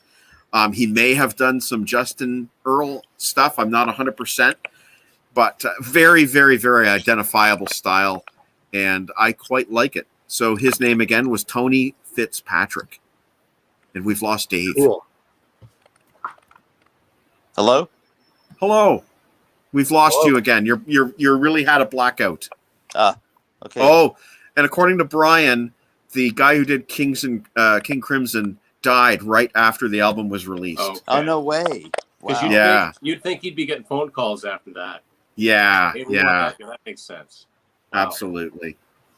Wow. All right. Dave, if you could, I don't know if you could try to refresh or whatever, but whatever you did last time. Tim, over to you, my friend. So how'd that do? Okay, sorry, go ahead. My number 8 is the only example in my collection of an artist that actually did their own artwork. Okay. Someone else, maybe it was Mike, mentioned that they've got one like that. I'm curious to see who it is. Oh, Aaron. Okay. So another band that I love that's a fairly obscure band from the 80s and one of my favorite guitar players is a Dutch gentleman by the name of Adrian Vandenberg. Oh! And he is an artist. He specializes in something called super realism, where his paintings almost take off on a photographic likeness. I see that. And he had his own band, Vandenberg, of course, before he joined Whitesnake. Yeah. And they said they put out 3 albums on Atlantic in the early to mid 80s. This is the second one. It's called Heading for a Storm. And I have no idea what sharks going down a highway has to do with anything. I just think it's very, very cool. But even cooler than that is the third Vandenberg album from 1985 called Alibi. And Adrian did this cover as well. I just think this is really, really cool. Again, wow. It makes no sense, but I still like it. So yeah, that's my number 8 is the artist himself, Adrian Vandenberg. Tim, if I may interject here, I have a new favorite, and it is that Vandenberg album with the crocodile coming out of the Alibi. That is by far my favorite album cover that we've seen here today. So cool. Well done, my friend. And Max the Axe thinks that the Sky Shark is the best one so far for the show. So popular opinion is that Adrian Vandenberg is currently in the lead. Yeah. Who knew? Aaron, over to you, my friend. Okay. My next guy certainly had a type of artists that he liked to work with. His name is Cal Schenkel. Okay. He worked with Frank Zappa, Captain Beefheart, and Tom Waits. Oh, you love your Tom Waits. I love my Tom Waits. So he did the Heart of Saturday Night, and he did Closing Time. So there's some really, just beautiful art there. Do you know I love it. Beefheart by any chance?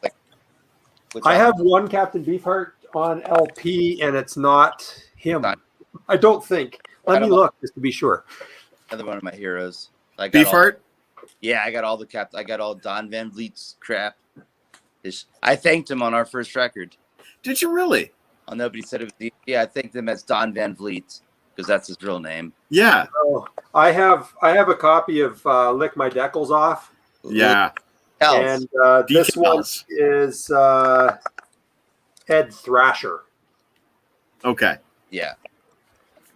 Good pick, Aaron. Mm-hmm. Hey, anything Tom Waits, and I'm there, baby. Yeah, I figured as much. Those were good.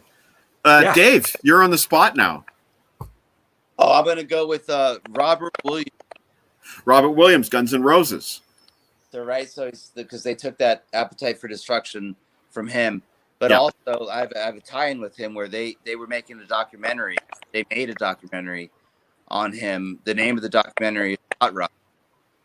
Robert Williams. And is that something you can stream? Yeah, you can stream it. Yeah, you can find it on YouTube or whatever. I have the actual DVD because they licensed the song Hot Rod from me for that. So the Hot Rod off of Getting Pretty Good at Barely Goodbye, and they did a full 4 minutes of it too. But it's 1 minute loud and then it cuts quiet while they have people talking over it, but it's still there. That's what I got. I'm just going to give 2 thumbs up to Hot Rod right now because I love that tune. Thank you. Cool. So Robert Williams, Guns N' Roses, Appetite. Williams, Guns N' Roses, and Mr. Hot Rod himself. So I'm hanging in there with you guys, right? Yep, you were hanging in there. Doing great. I didn't know I was getting myself into. I'm having to think this. Yeah, you had no idea at all what you were getting yourself into. I guess what are we on here? Number 6? 6. 7. Yeah. 6. Okay. Number 6, Mike. This is an easy one. This is another no-brainer. Although, maybe no, you know what? It is a no-brainer. Mr. Ken Kelly. Mm-hmm. It's one of my favorite records in the world. It's but you know what, Dave? It's that cover grabs you, man. You look at that and you just can't help but be grabbed by it. You see everything you need to know about Kiss in that one picture. I would say that is the definitive Kiss album cover. That's just my opinion. But Mr. Ken Kelly also did, according to my notes, he did some Man of War and Rainbow. He did Rainbow Rising, I think, didn't he? Yeah. Oh, that's cool. Yeah. More on that later. I'm actually sitting here looking at a copy of Destroyer right here on my wall. I've got because these album covers in the frames, they go all the way around, and awesome. I've got Destroyer right here. I can touch it. Nice. What a great hole. You're right. That picture. It's a great drawing, but that was kind of. I think Destroyer was the peak of Kiss. And I still like Rock and Roll Over a whole fuck of a lot. And I even like Charisma. Sorry. Nope. Dynasty's one of my favorites. Only because I was 15, 14 at the time, but I mean Destroyer and really Alive One was where I think that's where Alive One was the first Kiss record I ever heard. And it's the first one that most of my older brother's friends would play. They didn't play direct studio records, and I heard Alive One at a friend's house. One of the first times I smoked weed, and I was saw a poster of Kiss up on the wall, Paul's doing this. And, and I was God damn it, what the fuck is this? And that started my obsession. It just went from there all the way up through Dynasty, I guess. Dynasty is or Charisma. Which one I was made for love? That's Dynasty. Yeah, Charisma. Charisma's on there too. Yeah. I stopped, although I do love the one song off the No Makeup album that they did the video for. That's a really heavy song. And that Unholy. that what it's called? I think Revenge. maybe. Yeah. From James Revenge? says it's very dark sounding. Oh, then can somebody sing the chorus? I think it was Unholy. no. No. It's another song. I'm gonna think of it while you guys are I talking. just wanna. Okay. It was a great song, and it was when Paul was wearing the tiger stripe ripped t-shirts and no makeup, and and whatever. It was still fine looking back on it, but at the time it was like, no, Thrills in the Night. wasn't that either. Okay. Well, we'll come back to it. Next time I'll let you know. You guys all know it. It's a Lick It Up. Oh, okay. Oh, Sure. Yeah. I was thinking later. Yeah. Yeah, for sure. That was a cool song. I thought. I thought so. I still think so. Yeah. Lana does not like my Kiss pick. She thinks the boys look stupid on that cover. So, Tim, can you redeem us with your number 6, I believe? Well, it's a good thing I'm not going in any particular order because that might have been next. Dave already mentioned Roger Dean. Yeah. So now Roger Dean's my choice. Of course, he is best known for Yes. I mean, he also worked with Uriah Heep and a bunch of other bands and Budgie, and he's got a very, very distinctive style. I actually picked out some Yes albums from probably my favorite Yes period, which is turn of the 80s, and this actually might be my favorite Yes record, Drama. Yeah. The one that Trevor Horn sang on. I have think it's that one of one. their heaviest albums, and Messiah. Machine Yeah. Messiah. Yes. Messiah, Tempest Fugit, Does It Really Happen? I love this album so It's a much. fucking great album, man. And back cover, and this one is a gatefold, so I can. Everything's backwards to me. So So yeah, we call that album Drama down here, and I know a lot of Canadians up there call it Jam. Drama. So it's one of those things. But yeah. so that I would say Drama. Oh my god, I love that album front to back. Machine Messiah. I Mhm. could literally go through that whole record and sing along with every note Yeah. through the It's whole great. record. Like I could do that with all Yes records though. Yeah. But, So this is and I wanted to shy away from the best known period, which is obviously Fragile and Close to the Edge, and their first live album, Yes Songs. This is the second live album, Yes Shows, and I love this album art too. This also came out in 1980, and I love this because it's got stuff from Going for the One and Tormato. Now, Going for the One and Tormato were Hypnosis, totally different look on them. Right. But I love the sort of landscapes that Roger Dean created. that's right there. That's the Yes Songs live, right? Or is that? Yeah. This is Yes Shows. Yes Songs has like the brown album cover. Right. Where Right. And the other one I want to show you is just a compilation, Classic Yes. And I just it's Roger Dean. There's no mistaking it. So yeah, he's my number 6. Very otherworldly. Yes. Absolutely. Brilliant. Aaron, your number 6. Yeah, those look a lot like a lot of the book covers for all the science fiction novels I read Yes. as a young kid. Sort of between 10 and 15, I read a lot of. So my next one is actually not an artist that did a bunch of albums covers, but is an artist who has a musician who has worked with a lot of different artists, and I love all of her album covers. There isn't a bad one in the bunch, so they're all different designers, but I got to give it up for Bjork. She has been phenomenal in her art choices all the way through her career. And this one is all glossy and it's beautiful. This is an amazing. This is called Biophilia, and it's 2011. Sorry. Anyway, Okay. but this one is by Inez van Lamsveerd and Vinud Matadin, and I'm sorry if I mispronounced any of that.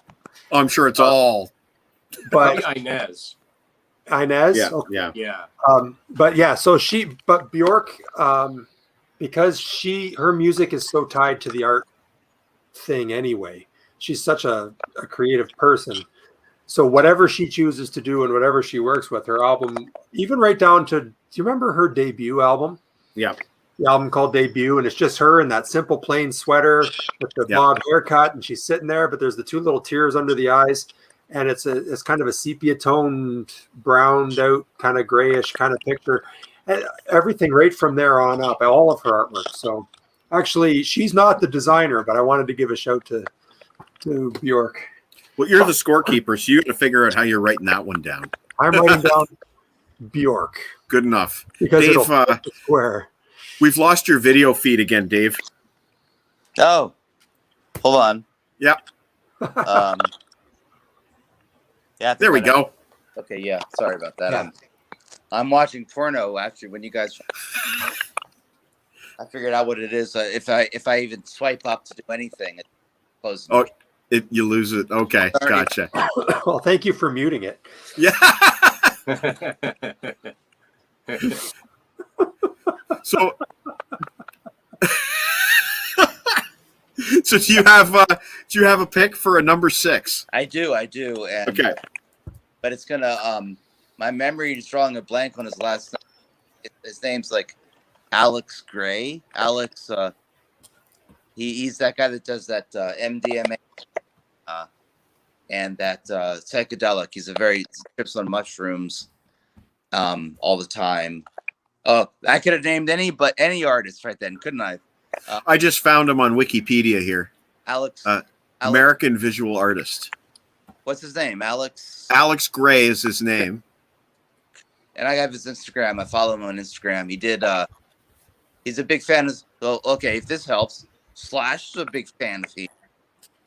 It looks like he's done a David Byrne album. He's done some inside images for Nirvana, the Beastie Boys, all kinds of stuff. I thought he did some outside Dream Theater, or one of these more modern heavy bands. Like that. I thought he had. Once you see one of his drawings, you recognize them from all the others. Alex Gray. That's cool. Is that his name? Yeah, that's outside the box. Brian was joking that when you went black, he thought that you were choosing the Black Album. Ah! What an artist. Right, or lack thereof. Freaking genius. Oh, and it looks like Alex Gray might have also done Tool. That's right, Tool. That's who he does. You got it. Thank you. There you go. He did almost all the Tool, almost all of them. I know he's done like the last 4 Tool album covers. Nice. That's that style that he has on there. But he's if you look him up on Google and look at his artwork, you'll see his style's crazy. He's really into tripping and MDMA. I've never done either of those. I haven't. Good. I'd like to one day do MDMA, but I never have. And if I trip, it's going to be mushrooms, and I've yet to do it. But I have lots of friends and relatives that have. One day I'll do that. You'll explore every frontier there is left to explore. You know, I just a drinker, smoker, and whatever. But if I smoke weed, I drink some wine and beer. But if I found out I was dying in 6 months, sure, I would definitely go trip on shrooms before I died. There you go. But we don't want that to happen. So yeah. But that dude, good. Look at the drawings. He's got like they're usually like transparencies of a human. There's some of them where he's having like sex with a woman, or a guy and a woman are having.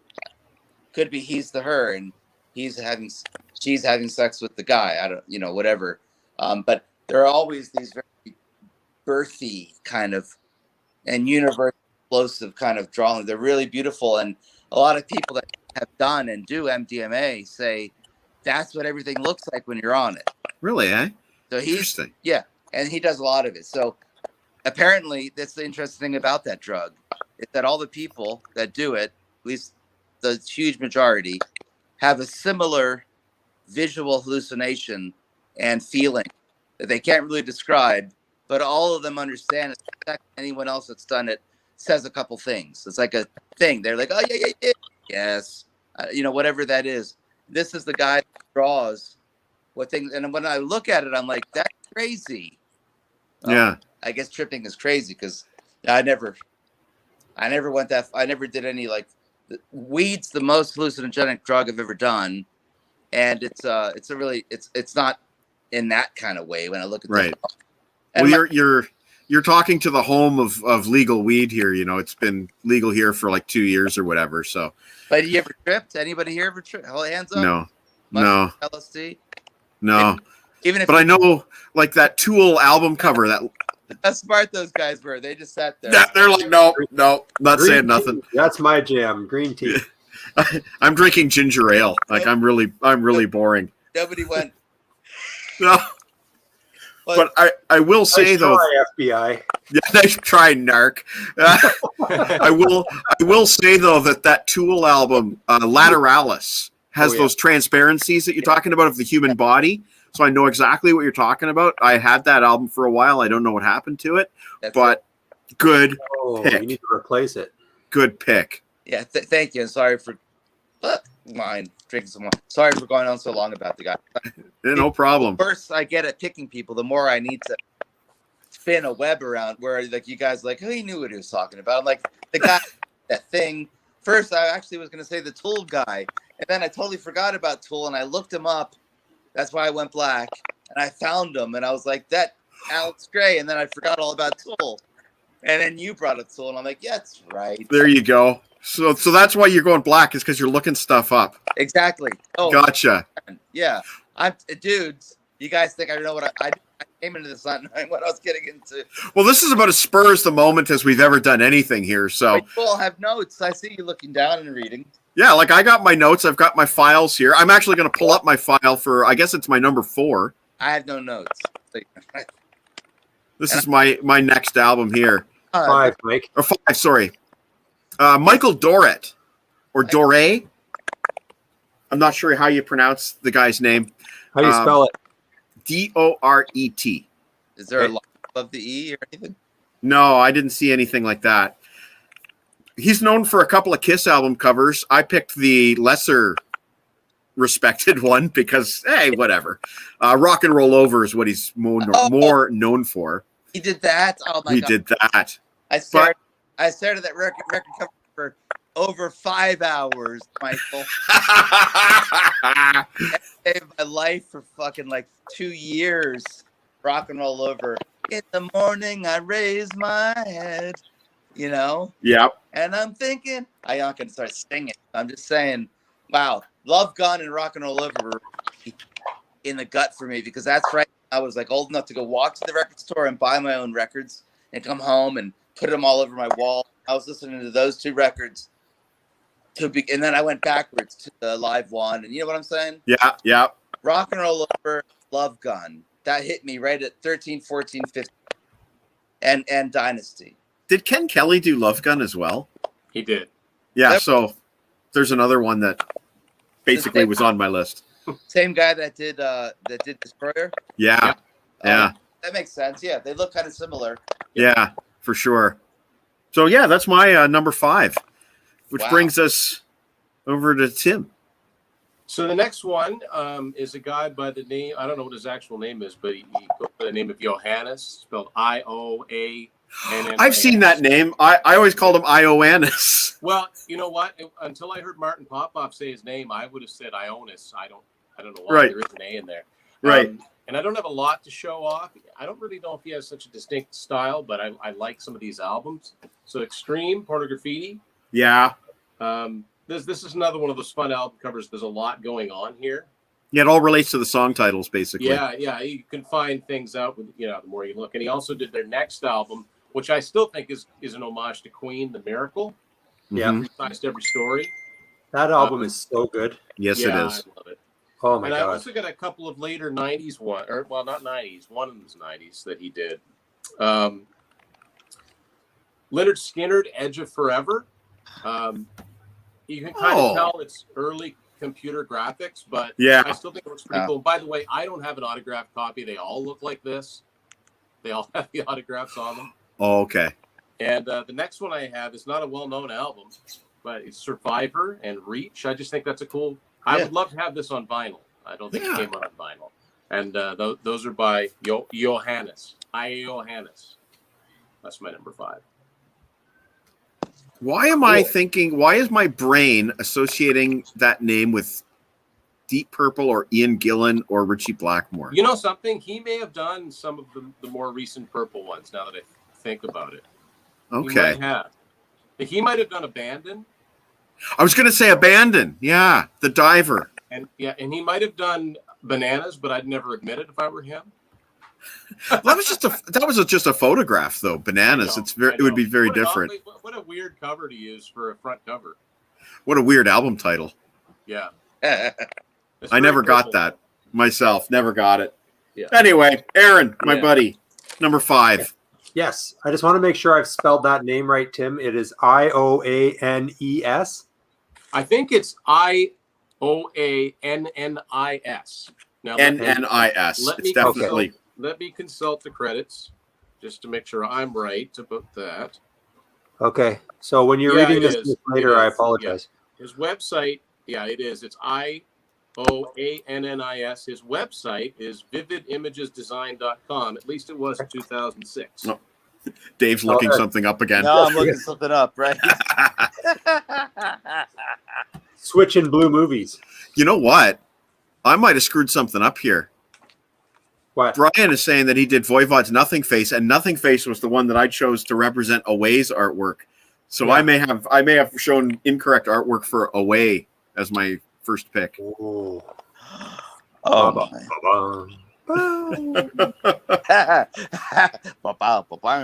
It's got a musical accompaniment while he's clearly looking something up so that he can come up with something awesome. Where are we? Dive bomb at the end. Yeah, right. Whammy bar. Whammy bar. Yeah, I used to love on the fucking is it The Price is Right with the wheel when the old woman would spin it, it would go like three things like and you'd be like, okay, we're gonna spin that again. I started the muscle men, and they'd bring a muscle guy out, or he would do it like a rough. Right, when the old lady can't turn the wheel. I used to love that because he could always predict. Yeah, it would be that person, and it's like, well, why don't they just say we'll do it for you? It's all drama. The drama of that show. Oh my god! It always seemed like they were shaming the person who could not get the wheel around. That's what I'm saying. Yeah. They put the 3 up there, and whoever got closest to the 100 or whatever it was, that's right. Go to the final thing, and a bag of frozen Green Giant, Green Giant, brought to you by Green Giant string beans cost. Over $1.29 or under $1.29? Yeah, right, exactly. A 1 pound bag, you know what? And it's like, this is for $40,000, and the jet ski. And jet ski. That's so accurate too. New car. You said under, and it was $1.39. I'm so sorry. Listen to Dave stalling for time, as he's trying to come up with one. But Aaron, you go ahead while Dave stalls for time. Oh, okay, sure. Yeah, I was just enjoying the riff. It's all good. No kidding. But my next one is probably my most pedestrian pick, but not in the way like the one that I would assume everybody would have had on their list at some point. But I wanted to include. Okay. And I've actually had a prop that I forgot to bring. Oh shoot! So, but that's okay because I've got other ones. I will go get it when it's not my turn. Okay. Andy Warhol. Okay. Everybody knows about the Velvet Underground. Yeah. Right. And everybody knows about. Oh, you. Hi, everybody. Sorry, I delayed there. Here, I'll put it back on. Yeah. Everybody knows that he was involved with the Sticky Fingers for the Stones, but he actually did not he instigated it, but it wasn't him. It was somebody called Craig Braun who designed that. Okay. And he did do the Love You Live. Well, that's a great cover. Yeah. So he did this one, which is pretty fun. Yeah. Mike, do you know the significance of that album in terms of Canadian rock and roll? I do. I know that it was recorded, or at least partially recorded, at the El Macombo. And do you know who opened for them? And also recorded live at the El Macombo album that night? It was April Wine? Yeah. Yes. They were masquerading as being the opening act, and the Stones were this band called the Cockroaches. Right. Yeah. Yep. And Martin Now- Trudeau got arrested, I think, or was partying with Keith Richards or something. Yeah, there was a Yeah. whole thing with that. Yeah. Yeah, and there are many different tellings of that story, and I'm sure only they know the truth. That's right. Yeah. But when I looked up Andy Warhol and his album cover artwork, I found an entire list of people that he did for. Oh, It's huge. It's got Joe Cocker, the Carpenters, Count Basie, Horowitz, Rossini, Thelonious Monk, wow. Kenny Burrell, Tennessee Williams, John Wallowich, I don't know, John Cale, Paul Anka, Liza Minnelli, Billy Squire, Yeah. Diana Ross, Peter Rabin, Rats and Star, John Lennon, Aretha Franklin. Like, it's just, you don't think of that. Yeah. No. I know he did the Billy Squire Emotions in Motion, because if you look at it, it looks very much like he's got a And style. the Aretha Franklin, I think, was the Who's Zooming Who. That makes sense. Yeah. 'cause Okay. that's like a Yeah. drawing. Yeah. Yeah. Makes sense. Yeah. But you don't think of it when you think of Andy Warhol, you think of that whole thing, but you don't think of the artwork for the albums as well. Didn't Right. he? But yeah, didn't so he I have wanted to something put him do in there with- because it's, Sorry. you know, no, it's Didn't okay. that It's a have to do with the cars? Stones connection. Didn't he have a connection with the Cars or directed one of their videos or something? Or is it Oh. That's a good question. Could be. We're gonna have to Google that. Too much school. Could be. Anyway, I'm going to pass it to Dave if he'll come back, and I'm going to Oh, go I'm get here. that because I I'm have here. something really cool for you Oh to yeah, see. I'm doing a little wiki. No sense of coming on here and talking to fool. So I'm like making sure I got my facts straight before I jump on in and just go, blah blah blah blah blah. But I'm gonna do it. Hold on, where am I? Opera, Safari. I'm on Safari. Where? Oh, there, maybe on Chrome. No, where are you guys? Opera. I thought. Opera. No, maybe it was Safari. There you are. Am I here? Okay. There we go. There you're back. All right. Carl with a K. Ferris. Carl Ferris. Ferris. Okay. Carl, Save Ferris. Got him. He did Hendrix. Are you experienced? Accessible as Love. Yeah. Did Donovan's album cover, the purple weird one. He did some stuff for Cream. Oh, yeah. So I'm going back old school. I guess the most obvious one almost makes me think of Rock and Roll Over. Is the Because of accessible, the circle. Yeah. Yeah. and they both have that kind of. No, that's a good one. I like photographic pics. I'm glad you're getting some photographic pics. I'm just throwing some shit at you guys just to Yeah, but it's still cool. say like I might not, but I'm trying What are we into now? Are we into the top 3 or something. three? We're into the you're top number 4, Mike. number 4. Okay. Okay, but before My you number go, 4. but before I'm you gonna- go, can I show you an Andy Warhol thing? Yeah, let's do it. Let's see Okay. it. Okay, so you gotta zoom in on this. You know how Andy Warhol is known for the Campbell soup thing, right? Yes. With the Campbell soup cans. Yes. I was at the store a couple weeks ago and found this. Oh my God. And this is I bought this. We're going to eat it, but I bought this because it's a limited edition because it has Got Andy. Nice. 60 years of Andy Warhol commemorating the artwork that he did. That's crazy. Yeah, so I saw his face. I'm like, what the hell is that? But yeah, it's I Sardine. mean, who cares? It's a can of tomato soup, but Oh, it's tomato soup. Nothing else in it. The top green. Not Yeah. just Is that- soup. It says that's celebrating gotta over be- 60 years since Andy Warhol's first drawing featuring Campbell's soup. Wow, So that's cool. That's got to be the second different label on a can Yeah. of Campbell's tomato soup. Yeah. Ever. Yeah. Ever. I know I couldn't leave it. Right, I had to. You know, It was have like to have brands Dance or change something, over right? time, but not Campbell's soup. It's this reading this. The Yeah. green rose it doesn't want the white. And, it says like McDonald's. You want the white and the red, and maybe Yeah. Right. And then if it gets Yeah. soup in there, you're like, what? They throw in purple or blue. You're like, huh? Yeah. That's not. Yeah. Right. Isn't it funny? All fast food joints are yellow, orange, white. Like You know what I mean? Fast food, Burger King, Taco Bell, Right. whatever. Identifiable, iconic. Yeah. Always the same. I Always thought the you same. think that was cool. Certain colors, I guess, are kind of cool. Right. That I would not look at that and think, "Oh, that's a tin of Campbell's soup." You wouldn't think that. No. Not at all. Well, it does. Just the layout is the same. I thought Right. sardines and tomato or anchovies and tomato, some kind of weird thing that would have Right. Like a variation. been, yeah. Yeah. The only reason I grabbed it was because on the shelf, somebody who worked at the store didn't block and face it very well, so his face was sitting out. And so I said, that looks like Andy They Warhol, did because it caught your attention. right? Yeah. So- Yeah. It worked. It worked. Yeah. Can we zoom in on that again? I want to Yeah. see. Yeah. Yeah. We'll zoom in again. Sure. There we go. There we go. And turn a little to the side. There's Andy. Oh, there you go. Okay. That's cool, eh? Yeah.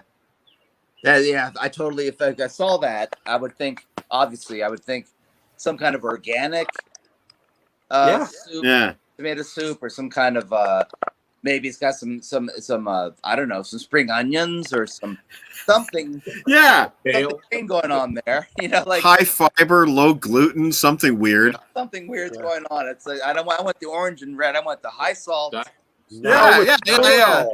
Just Now with kale. Now with kale.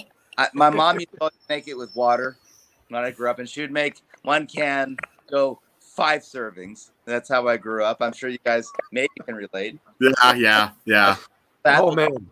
5 ways. Boom, boom, boom, boom, boom. My mom used to make my mom would take 2 eggs and add enough water to it that she'd make enough to feed 4 people. And it'd just be these gray, it was like There's this gray stuff. And nothing left. we knew we were gourmet when my mom would make white rice, which I did it. That's why I'm thinking of it now. So I did it last week out of comfort. I went into my kitchen. My dad's been having problems, and he had this seizure. Yeah. That was really bad. But he had one 2 weeks ago that was also very bad, and they wouldn't listen to me and go to the hospital. But I had the doctors. They didn't know till last night what happened. So he's having some virus, brain virus seizures. It's crazy. Branded. But my point is, my mom used to make white rice, and she would treat it like pasta, because she'd make pasta a lot at the same time. I mean, otherwise, white rice, butter, or margarine at the time, butter. Yeah. And Parmesan cheese, boom.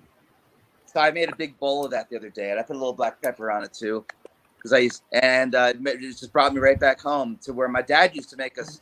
When it snowed, he'd take the snow and put it in a bowl, put some milk and sugar in there. Here you go, kids. That's a snack. Did you guys have anybody? Am I the only one? Some of you are from Canada. Yeah, we all are. Oh yeah, we all are. And your dad never gave you snow? Not in my family. That didn't happen. Was he mindful where the Huskies went, though? Is what you got to know. Right.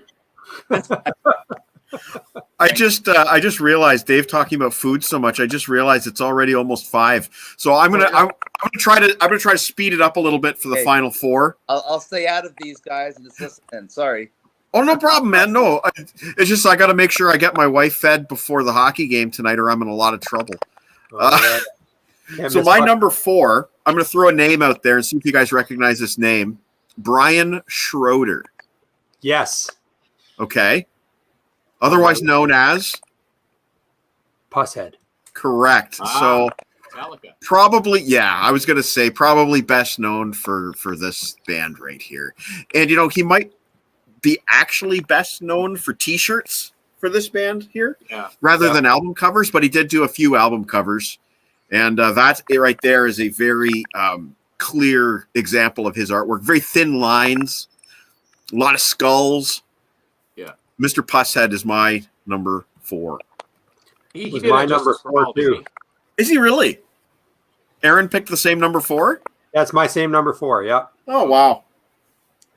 Do you want to Yeah, show he yours now since just kill 2 birds with one stone? go ahead, Aaron. Just show yeah. yours now. Well, he did some other things as well. He did the Saint Anger cover. Yes, he did. All right.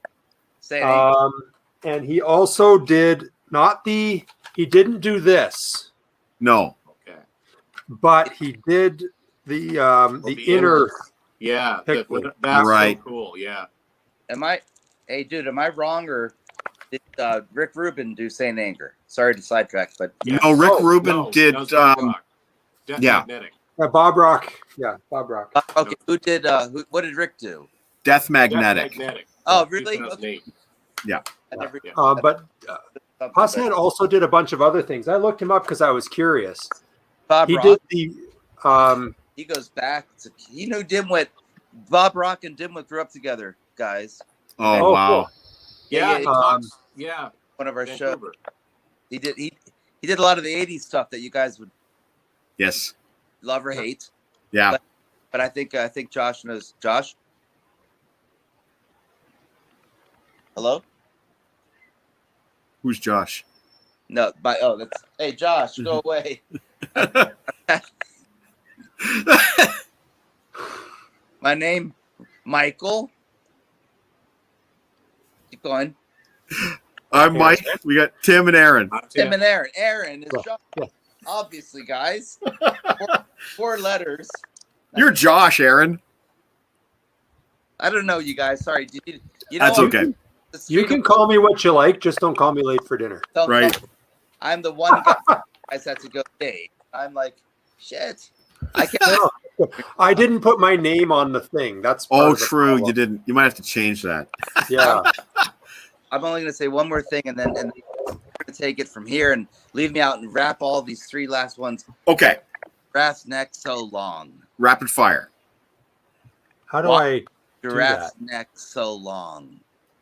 Sorry, what was that? Why is the giraffe's neck Okay. so long?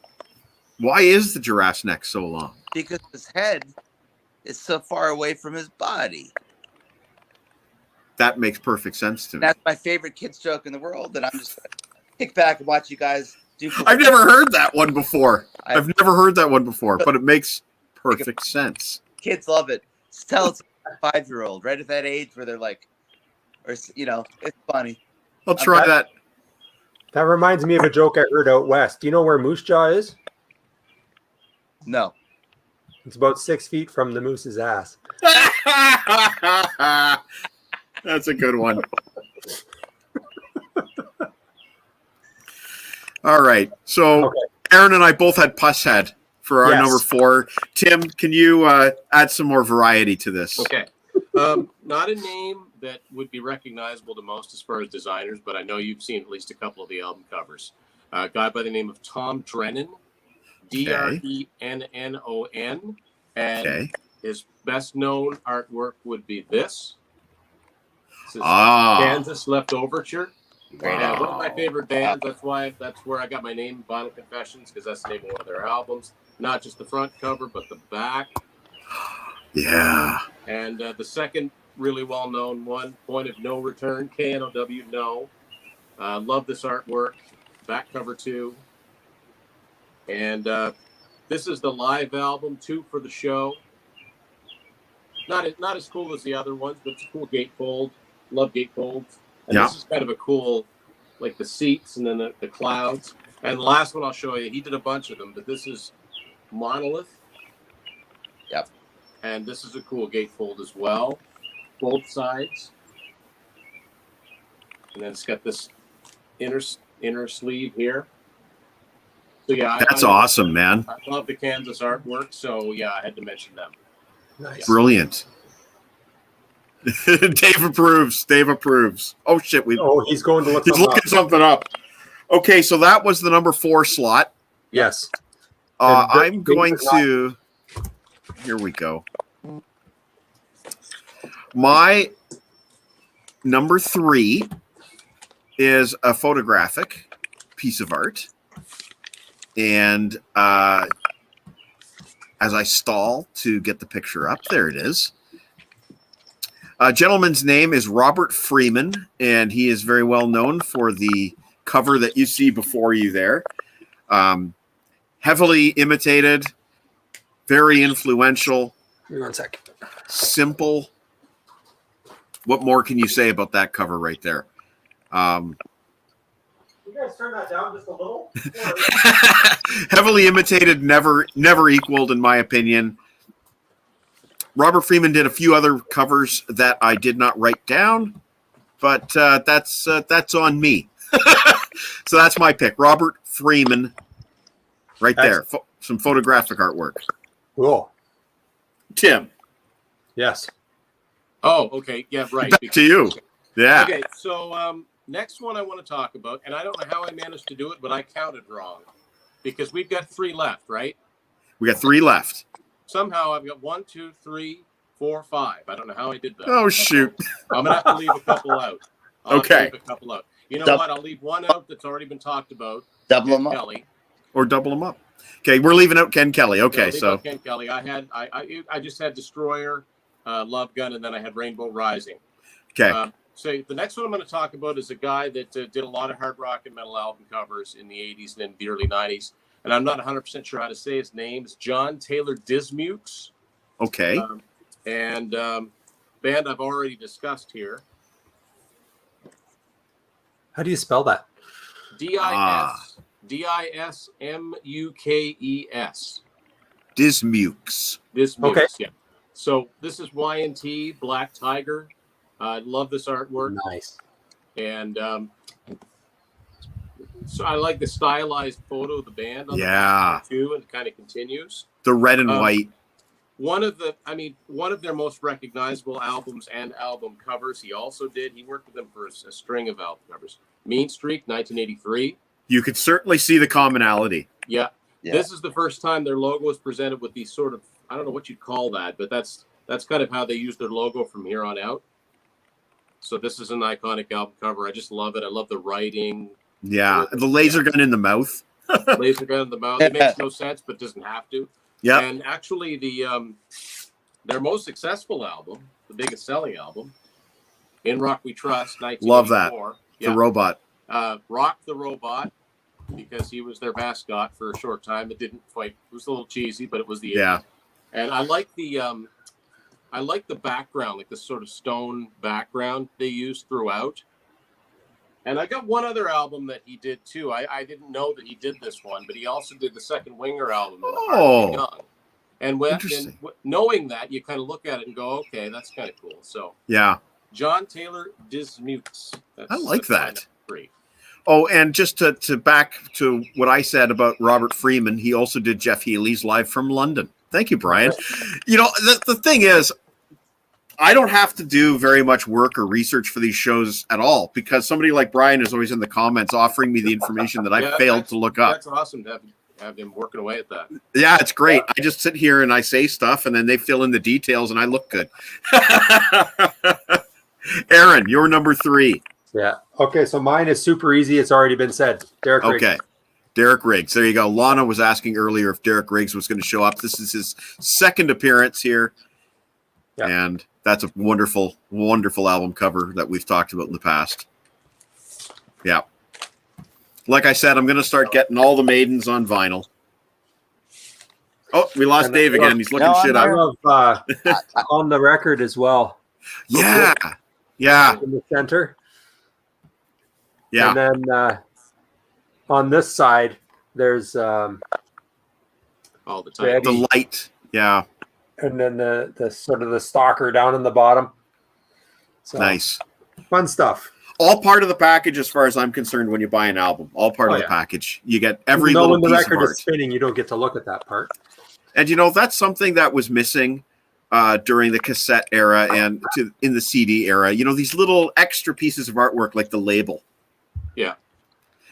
Brave New World is Lana's favorite. And you know what? I almost showed that one off as my example because I love it too. The futuristic style. Okay, so Dave's just hanging in to watch at this point. So I'm going to go. No more? Okay. One more. Oh, okay. Do you guys please help me with this one because I don't know how to decode it. Okay. Yeah. It's Kelly and Mouse. The cover. Sorry? The cover of the Styx album, Grand Illusion. Okay. It's credited to Kelly and Mouse. I know who Mouse is. I don't know who Kelly and Mouse are. So Mouse is coming right up. I always love that album. Are you serious?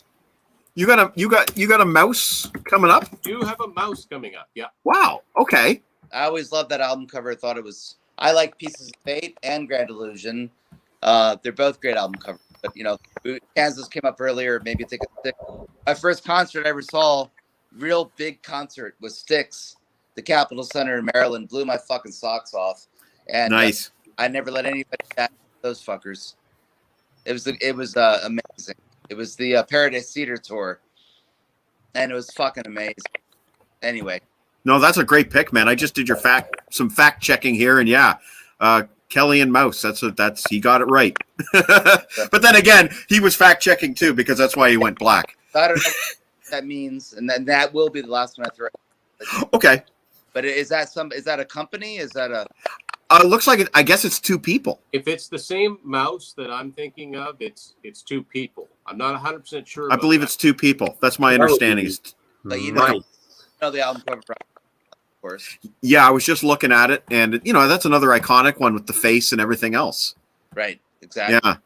Yeah. No, that's a great pick, Dave. Like for the time, what year is that? 1979. 1977.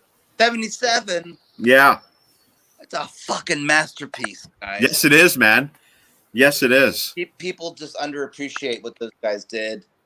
Just want to say, wow.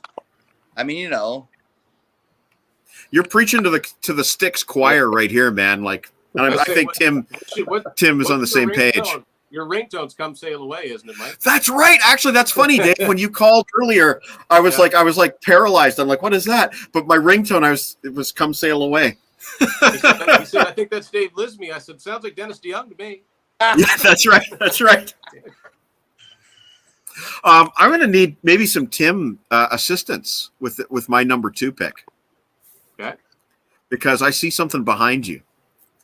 And it is a piece of artwork by Andy Airfix. That's one of the ones I had to leave out. Oh, perfect. So I get to do it. Yes. That's one of the ones. Okay, so let's do a close-up here. Absolutely. That what you see back there is a collage of the singles. Now it's one I had to put together myself because I know they released one, but that's all of the singles. I had to double up on a couple to make it form the whole triangle. But yeah, Andy Airfix works for a company called, I think, Satori, and Hysteria, and I think they did Adrenalize as well. But I think I keep pointing in the wrong direction. I think the Hysteria is the better artwork, and I believe Pyromania, Hysteria, and Adrenalize, the 3. Which makes sense because they all kind of use the same color scheme. Same color scheme, similar kind of line art. Yeah. Kind of a cyberpunk. Before there was a cyberpunk, but very neon as well. Yeah. And So how do you spell that? What's that? How do you spell that? Andy? Yeah. With an I-E, I believe. AIE. Yeah. Okay. Airfix. Airfix. Yeah, just what it sounds like. Airfix. Yeah. AIRFIX. You got it, bud. Okay. So there, Tim, I made up for the one that you had to drop from your list. Yeah, that's perfect. So all the ones that I brought up will be shown. That's good. Perfect. Speaking of Sean, however you say it. Now, some people associate the name Stanley Mouse with Grateful Dead artwork. Okay. But when I hear Stanley Mouse, I think Journey. It's some of my favorite artwork ever. Now, I do believe that's the mouse in Kelly and Mouse. I'm not 100% sure about that. But that him? We're assuming so, Dave. I'd love to find out. You know what? I just noticed this. Look at this in the fine print. Kelly and Mouse. There you go. There you go. That's what I love about vinyl. Right. Yeah. You can read it. Now, thank God this is what they put on the front cover because this is what they put on the back. Oy, oy, oy. Look at this. Yeah, let's do that. You look at the bell bottoms and look at Steve Perry's suit here. And what the heck is Ross Valerie sitting on? What is Ross Valerie sitting on? Yeah. That More picture? Ross later. Here's the next one, Evolution. I love it. And another Kelly Mouse. There you go. Right there. Now, check this out. Oh, wow. Look at that afro. What? Yeah, Neil had the ultimate afro here, and The high waisted pants on all of them. I don't know how they could breathe, but anyway, I love that logo too. Yes, yes. Next is in the beginning. It's a compilation, but I just think it's so cool, so classy. Yes. And there's a cool. This is kind of a cool, spacey looking marbles in space. And then finally, Departure, which they basically took this. Their greatest hits album cover is basically this with other colors. It's more of an orange. Yeah. But I just love this artwork too. So yeah, Stanley Mouse or Kelly and Mouse. There you go. That's cool. Reminds me of sort of artwork that you'd see in video game cartridges in the 80s too. It's funny you should mention that because Journey was the very first band that had a video game. That's right. About them. I don't have it in front of me, but it's called Journey Escape, and it Yes, actually it is. has this. Hold on, it has. This is the most iconic one right here. Yeah. That's also Yeah. Stanley Mouse. Yeah. So that's the cover of the game too. And if you're really into old school games, take a look at Atari Space Invaders, then look at Boston. Don't look back. True. I've got, you know what? I might have my Space Invaders cartridge. Just as an aside here, all of our Atari games are here. They're about 20 feet away from me right now, but I don't know which ones we kept the boxes for. Nice. Well, fantastic. Yeah. There's an Instagram page called Do You Remember? Yeah. It might be Do You Remember and something else after that, but it's the one that has the most. And they put a thing that said, if you remember this, you're old. Yeah, I think I follow that. That's us. Yeah. Had that gray box that we had when we were kids, that when you had Pong. Yep. We had Pong. My brother and I would, for Christmas morning, Pong. That's all We we had had. Pong. You know? And there was that little gray box that would go 2 antenna, Yes. 2 game box, 2 TV with the ribbon and the switch. And you had to put your TV on channel 3 and then click the switch up. You had to flip the switch. And then turn the game on and you'd play Pong. And that was it. And it said, if you're old, if you know what this is. And I was like, oh my God, that's like a 7-year-old memory. I was born in 65. So 7 or 8 years old, I was doing that. And I was the one doing it. My brother was an idiot. 3.5 years older than I was, but he could never figure shit out. So I was always the one playing Pong. Kid going, hey, this is that. But you guys remember that little thing, right? I had Pong. Yep, I had it. I had the Atari, which like the original Pong game. It wasn't a system; it was just one game. It was Actually, Tim, our family had a Pong system. It was a whole console just for Pong. Yes. Yeah. Vanilla and 70s brown, station wagon brown plastic thing, and it was Pong. There was a knob on each side. Plug the whole thing in, and it would run your TV with the adapter, and then it would be bong, go bong, and and you had like a couple different modes you could switch through, like slow and fast. And that's about it though. Yeah, small paddle versus larger paddle. Yeah, right. And and you'd have, and my brother would beat me, and I'd get so pissed off. I would beat him, and then great memories. happy memories there, right? But when I saw that, I thought, kids today, man, my daughter gets something, whatever, and it's like automatically tied into everything else. She's like, she's playing fucking some video game on our ceiling. We don't have anything in the ceiling. She's just like, I'm like, what the fuck? It's like they've come so far with this stuff. Yeah, no kidding. It's not at all what we grew up with at all. I had to start somewhere though. Yeah, those early video games, they paved the way. Yeah. Who here is 52 or older? Because I'd put it around there. I'm 55. And I'm the youngest. Knows what I'm talking about. We've seen, and probably any age you are, I can see by looking at you all. Nobody here is particularly young. Come on. You got 17. Oh my God. The cops are going to come get me. That private chat we had. He called us out, man. Oh, shit. But anyway. But I'm just saying, like, they don't know what they have. My daughter, she comes downstairs. She's 12. She'll be 13 in November. She's like, I'm bored. And she's got I mean, she's got everything in her room. Oh, Right. free When we were fire. kids, we had a ball and a It's all stick. relative, though, right? It's all Yeah. relative, like what you're used to. Yeah. We used to walk around our Brian, neighborhood. We used to Brian walk. had a good point. He posted that it's true. The old video game systems, they burn the image right into the TV screen. Yes. Yes. The longer you played it. Right? Yes. Yeah. Yeah. No screensaver. That's right. No. You darn tootin'. And as kids playing, we used to walk down the streets in our neighborhood, and when it was raining out, we would make these paper boats, Yeah. put it in a little gutter system, and we would race them. Yeah. We would. Yeah, we did that. You guys did that. We did. We were always nice to them. We did paint a number on their back. One of us in Maryland, a lot of boxer turtles, but none of them died from it. And we would race them. The friend of ours that had the steepest driveway, when it would dry out, we would race Hot Wheels down the tracks. Yeah. We did stuff back then, man, that I used to occupy from my morning to my night, catching fireflies at night in jars, letting them out. Like, that's what we did. Yeah. As kids. My daughter's like, I'm bored. Like, go the fuck outside and catch some fucking bugs, man. No kidding, man. And you are preaching to the choir. My kids are 12 and 10. I know everything about it. Because when I was a kid, I lived in a town of 350 people. We had 3 channels on TV. There's nothing to do. So we made up all of our own. We did everything, man. Yeah. Aaron, why don't we get to your number 2? Oh, sure. Okay. So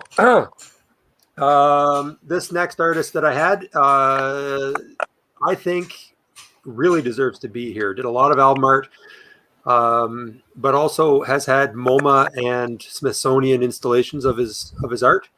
Oh. And did Time magazine covers. Okay.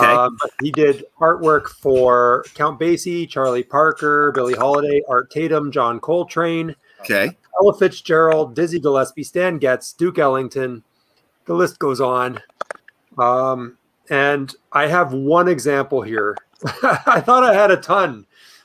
His name is David Stone Martin, and it's that sort of those line drawing art. You've seen a million of them. Yeah, Yes. right? Yeah, and definitely. They're just brilliant. Yeah. But this guy did, and it's a lot of Verve records. So I'm back to the jazz, like I did the Blue Note earlier. Yep. But that sort of line drawing kind of artwork. And if you go back and you look at all those old albums, yeah, man, there's a whole series of them. It's kind of like a 70s, like a South Pacific style almost. You know what I mean? Yeah, but way before the intro credits to Bewitched. Yeah. But really, really neat looking stuff. Yeah, right. Yeah, and I recognize a lot of other. I used to, we all 30 fingers, 8 hours of shopping. I know all the common, all the scratch, all the what do they call it when you cut the corners? Cutouts. All the cutouts. Thank you. I used to go through the thousands a day, man. For 15 years of my life, I did that. I was a record ADD compulsive crazy fucker. I had to find everything, and there's certain albums that come up an awful lot in the cutout bins, and you get used to them so much that it's like they're burning into your brain. Bob Welch with the with Sentimental Love, awesome song. I love Bob, with the girl and it's kissing his cheek and he's sucking in the flame. You know that album cover? Yeah. That's gonna be my next guy. I'm gonna throw that out there. Yeah, but that's okay. That's to me that's a fucking album cover because I didn't even know. Like I grew up loving that song, not knowing what it looked like.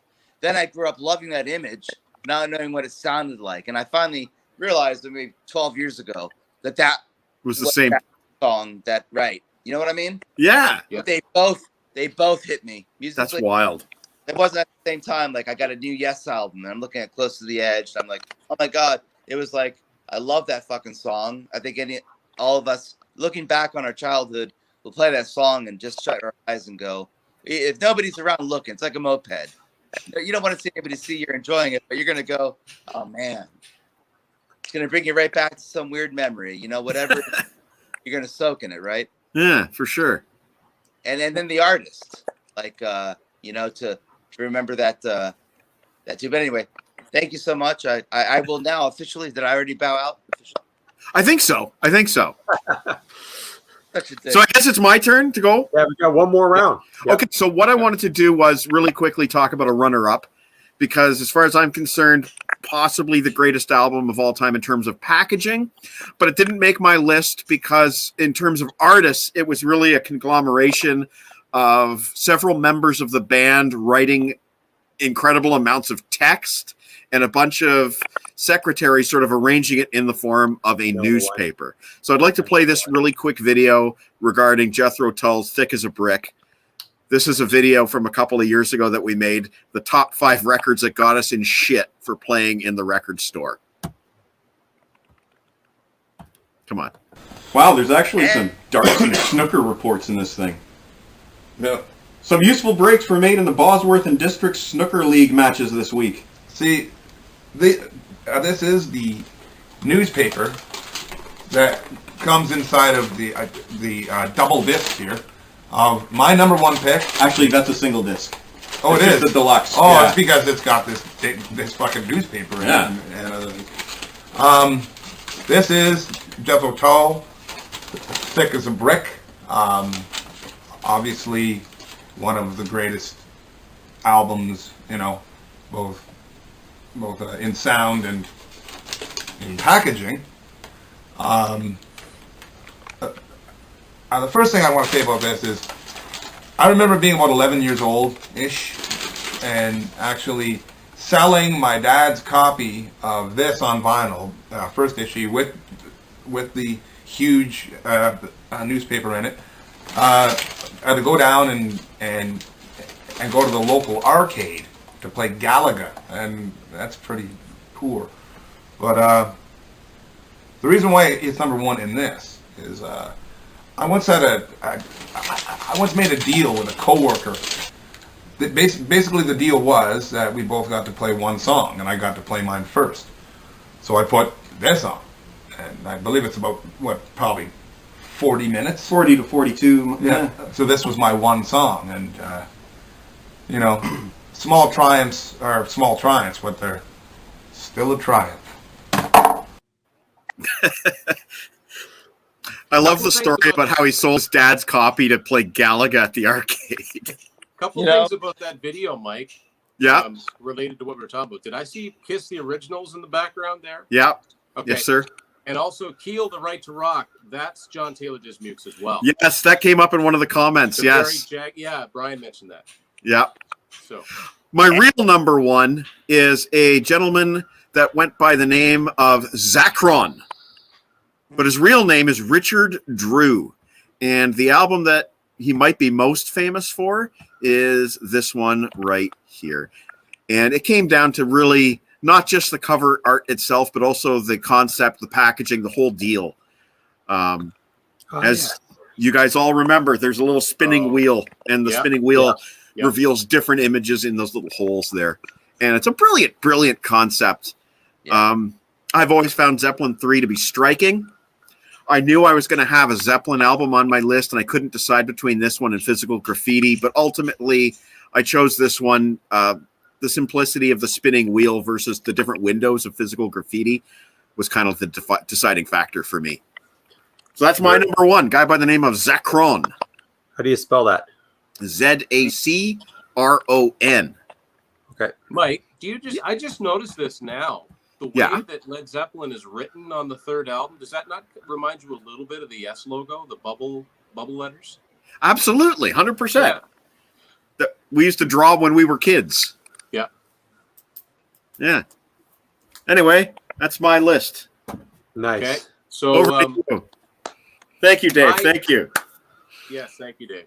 My number one is definitely the artist that I have the most albums by in my collection. He's primarily known for working with Rush. Yeah. He worked with Rush from Caress of Steel onward. Every album cover, every single cover, every video cover, like DVD cover, tour books, you name it. And of course, I'm talking about Hugh Syme. Yeah. YME. And actually, Hugh's on Instagram now. He's under Syme is he? Studio. So yeah, so he posts stuff every on a regular basis. So he talks a little bit about the stories behind the covers, which is pretty cool. So just because he's best known for working with Rush, and I'm a huge Rush fan, I don't have any Rush albums to talk about. But I've still got lots of Hugh Syme artwork to talk about, Yes. including some that you might not think Hugh Syme would have his name on. Okay, let's see some. Cherry Pie. No! It's a Hugh Syme album cover. No way. Yep. There's one. No way. Great White Hooked. That looks more like Hugh to me. Yep. That's the censored cover, obviously. Straight to the heart. Keeping it Canadian. Helix. Yeah, love that one. It's a Yeah, business it's doing pleasure. Doing pleasure, yeah. And I got to give a shout out. I love the fact that I love the way the CD looks with the Canadian $2 bill on it. But anyway, There's the Queen. Yeah. That's what our money looks like, Dave. We have a lady on our bills. I know. Up there, I've met your ladies on your bills, and what a great name for a fucking record. Yeah. The business doing pleasure. I mean, I'm always about throwing words around this shit. That's the best. And nobody did it. Yeah. Nobody else has done that. If I had just thought of that, I would be like 100% my next album title, and I would never repeat those words to anybody until it. Right. Okay. Go ahead, Tim. So this Def Leppard retroactive, Hugh Syme did this one too. It's a great optical illusion because it's, you get up close and you move back, and it's similar, not unlike Alice Cooper's album Dada. Right. That's a famous piece of art. Yeah. Coverdale page. Yeah. And I think on this one, they were going for the same idea that they had on Led Zeppelin Presence, because in every shot, just like you had the obelisk or the object in every picture on Presence, the thing it shows up. Yeah. And Hugh Syme, this is a lot like Hugh Syme. He would revisit the idea for Rush Snakes and Arrows. Speaking of Snakes and Arrows, yes, he did. There's a picture inside of Snakes and Arrows that looks like the exact same cover as this Alice Cooper live album, A Fistful of Alice, which is also Hugh Syme. Yes. Especially when you look down at down here at the ground. Another band that he worked with a lot, starting in the 90s, is Queensryche. Here Now Frontier. Yeah. Here's a little underrated, or not a very well-known band. They were kind of a Journey offshoot, and they did 2 albums. This is the first one, 1991, The Storm. This was Greg Raleigh, Steve Smith, and Ross Valerie. So it was kind of a, I don't want to say poor man's journey, but anyway, this is obviously Hugh Syme artwork. There's no question. No question. Tesla, Bust a Nut. Very much, yeah. Yeah. And what's really cool is this one, I'll take this out, begs the argument, you'd love to have it on vinyl, but at least you get this. Yeah, it unfolds into a full nut crushing machine. Yeah, that's a very, and by the way, that's the first time I ever heard the expression bust a nut, and didn't know what it meant. But anyway.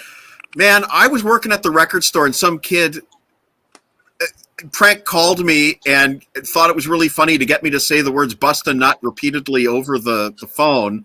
Hey, do you have the new Tesla? What's it called? Bust a nut. Yeah. Yeah. You're like Mo on The Simpsons. Listen, you little. Another one. One was Blink 182. The kid made me say, "Take off your pants and jacket." I mean, look, it is pretty funny. Yeah. Anybody that's ever worked in a grocery store, somebody will call you up and ask if you have Robin Hood by the bag. Right. You say yes. They say, "Well, let him go." Yeah. Anyway, Hugh Syme. Okay, so continuing with the Hugh Syme thing. These aren't in any order. I was just showing the ones that I didn't have on vinyl first. Okay, so Night Ranger, Man in Motion. 1988. Wow. Yeah. Okay, very didn't know that. Yeah. Okay, so a band that gets talked about in the same, a lot with Rush because they were associated with them was Max Webster. Yeah. Hugh Syme actually did a couple of their album covers, but they're not great. No, especially they're not. High Class and Borrowed Shoes, believe it or not, that's a Hugh Syme album cover. Now, granted, it's early days. It's not my favorite. But what I do have is one of Kim Mitchell's albums, Rockland. This looks very This looks more like a Hugh Syme album cover. Yeah. And I have to mention this. Yeah. That's so cool. I mean, it's just the metallic look to it. And I mean, he didn't design it, but I mean, how cool do the guys look on the back here? Absolutely. That was kind of So like badass. peak Yeah. Kiss Well, as far as Before that record, Kiss Platinum, bring that up on your computer.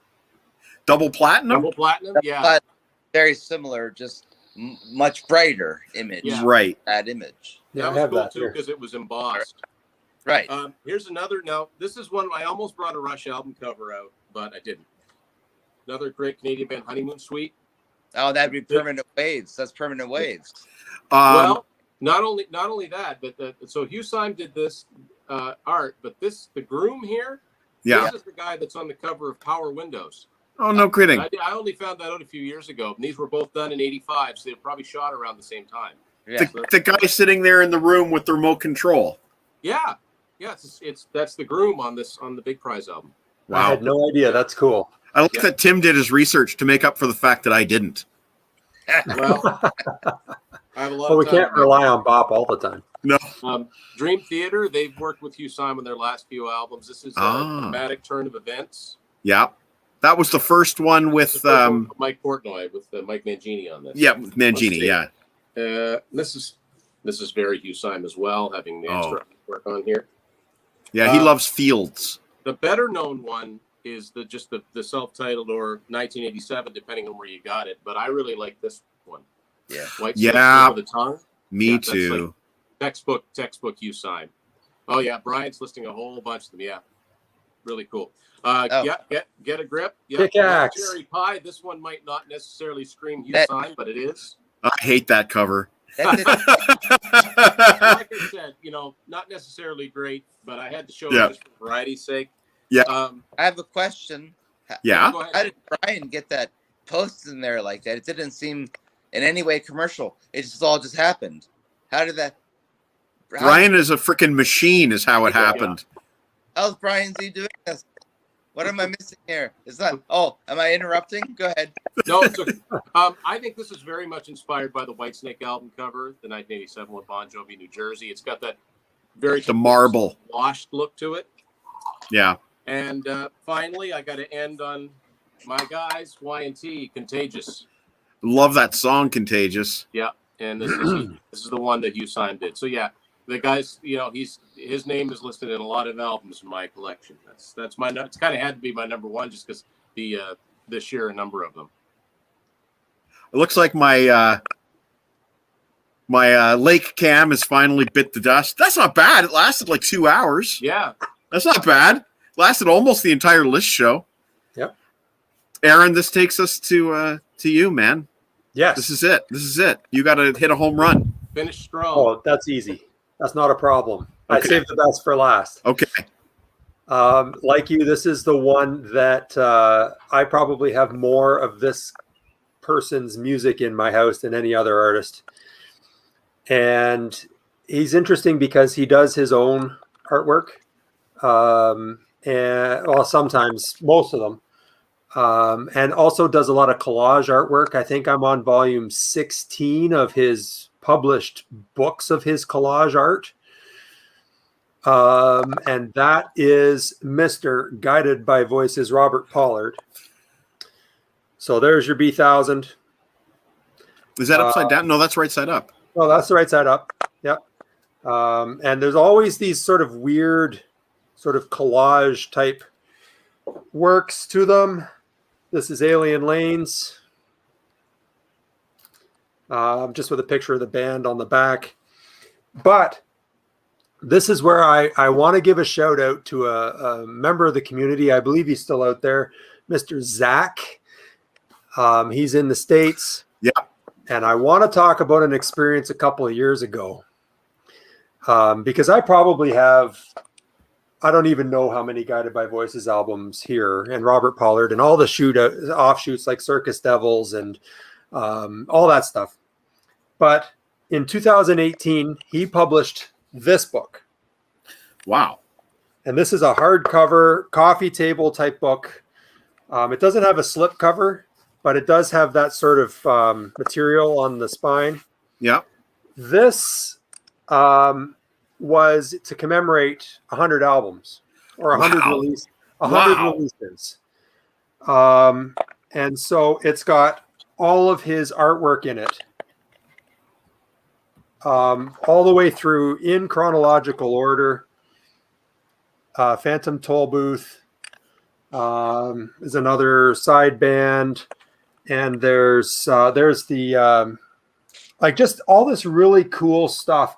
But what's really neat is that so you'll get the album art, the front cover on the right hand page, and then on the left hand page of the next page you get the back cover. That's cool. Cool. So you can flip through his entire thing. Now I've got to give the shout out to Zach, because this book was unavailable anywhere except in Canada or in the States. Sorry. Oh, okay. Only available in the States. They only made so many. I think they only made like I don't know, was it 1,000 of them or something? And I was panicking because I'm a huge Guided by Voices fan, and this is the kind of thing I would buy. And Zach stepped up and he bought it even before I sent him the money. Wow. And mailed it to me, and then he allowed me to pay him for the book and the shipping afterwards. So even 2 years later, man, I can't say thank you enough, because this was a limited thing, and I'm just so happy to have it in my house. And I also have this one here. This is called The Town of Mirrors, and it's the reassembled imagery of Robert Pollard. He has started doing art show gallery sort of art show exhibits. Neat. Of his paintings and his collages and all that stuff. And it's all just really wild. Yeah, that's neat, man. Wild artwork. But this is a guy who has like 1,500 songs credited to him, probably more. Like over 100 releases. He's been going since 1985, 86, somewhere in there. And it's just endless, like 5-6 albums a year, sometimes up to like, I don't even know. It's just endless, and it's all awesome. Wicked. Oh, but the artwork is always a huge part of what he does. Yeah. And so I live in hope, because see, they did a lot of stuff that was whenever they put out an album, and that's like 4 to 10 times a year they would put out an album. Right. And it's endless. There's so much stuff.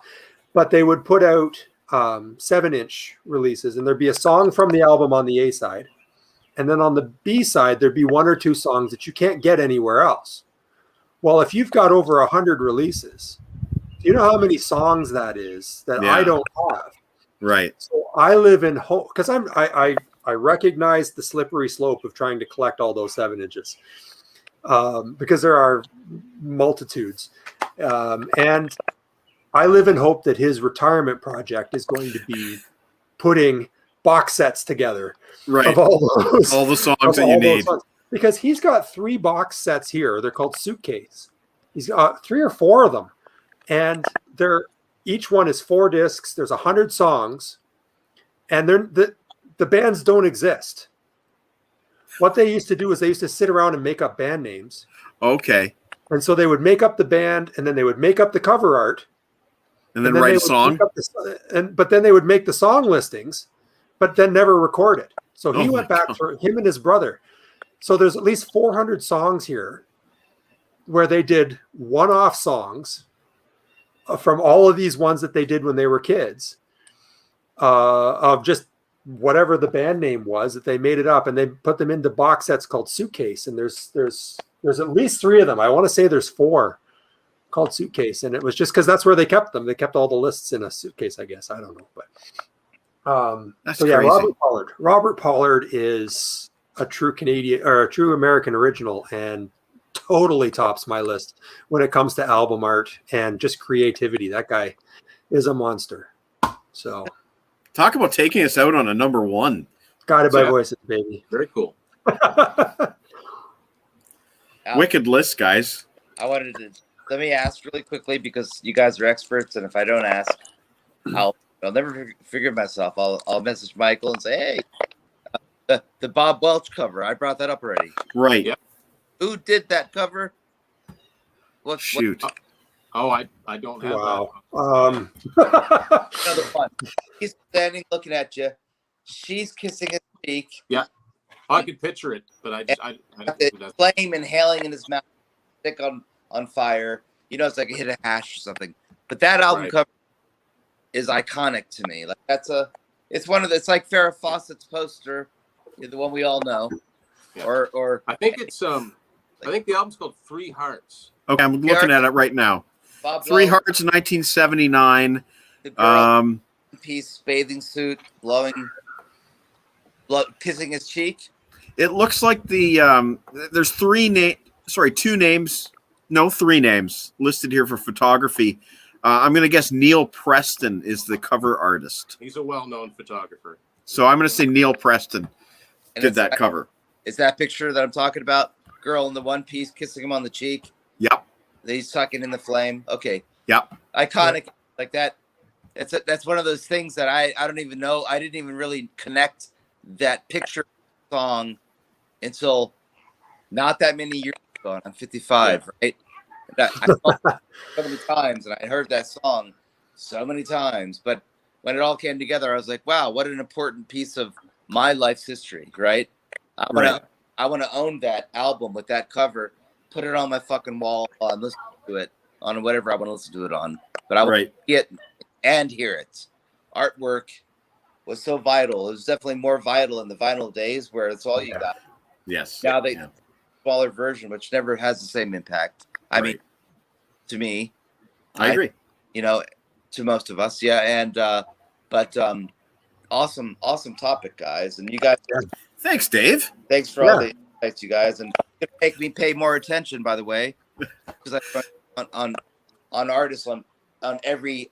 I have like 2,000 records, all my favorite records. We didn't get in who did Jethro Tull in the Woods?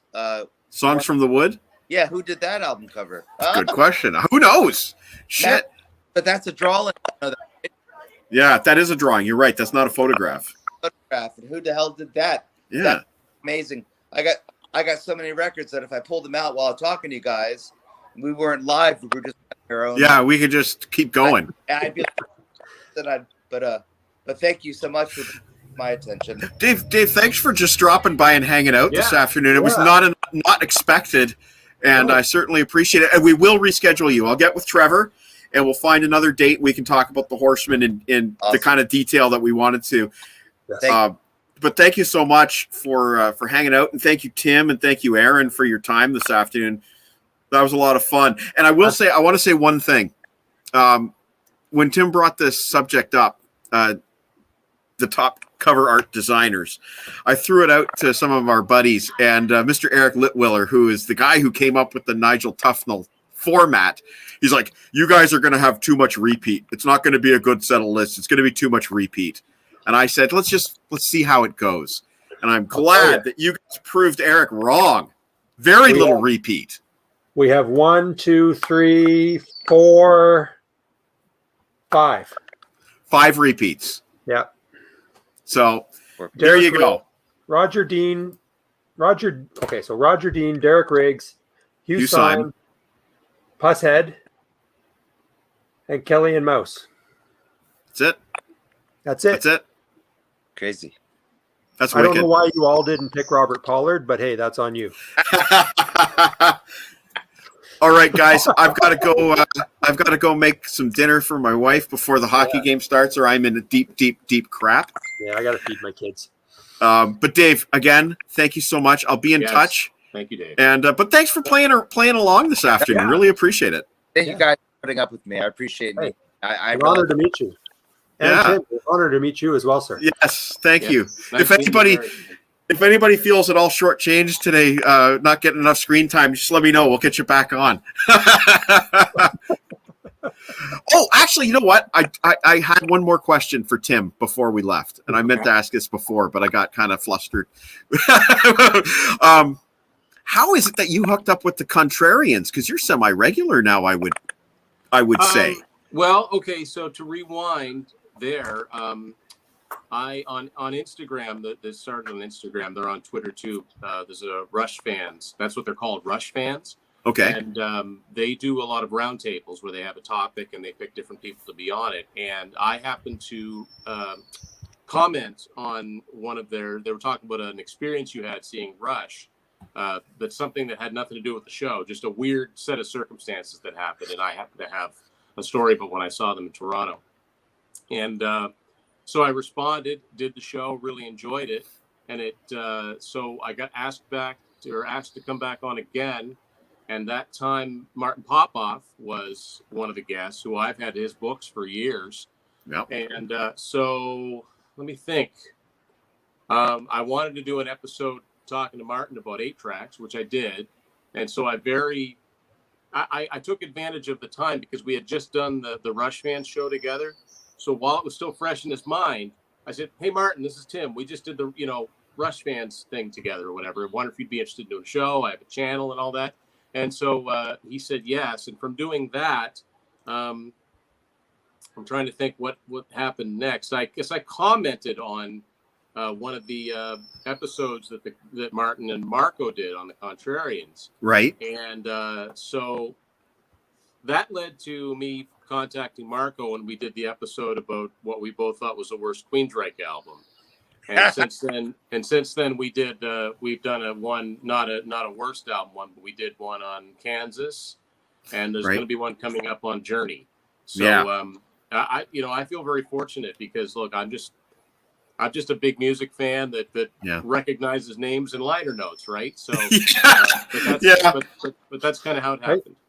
Yeah. And I don't know if I should admit this or not, but somewhere in my archives there exist very, very rough jam recordings. Me and a couple of buddies of mine doing "Nobody Said It Was Easy" and "Rockin' Is My Business." Oh, wow.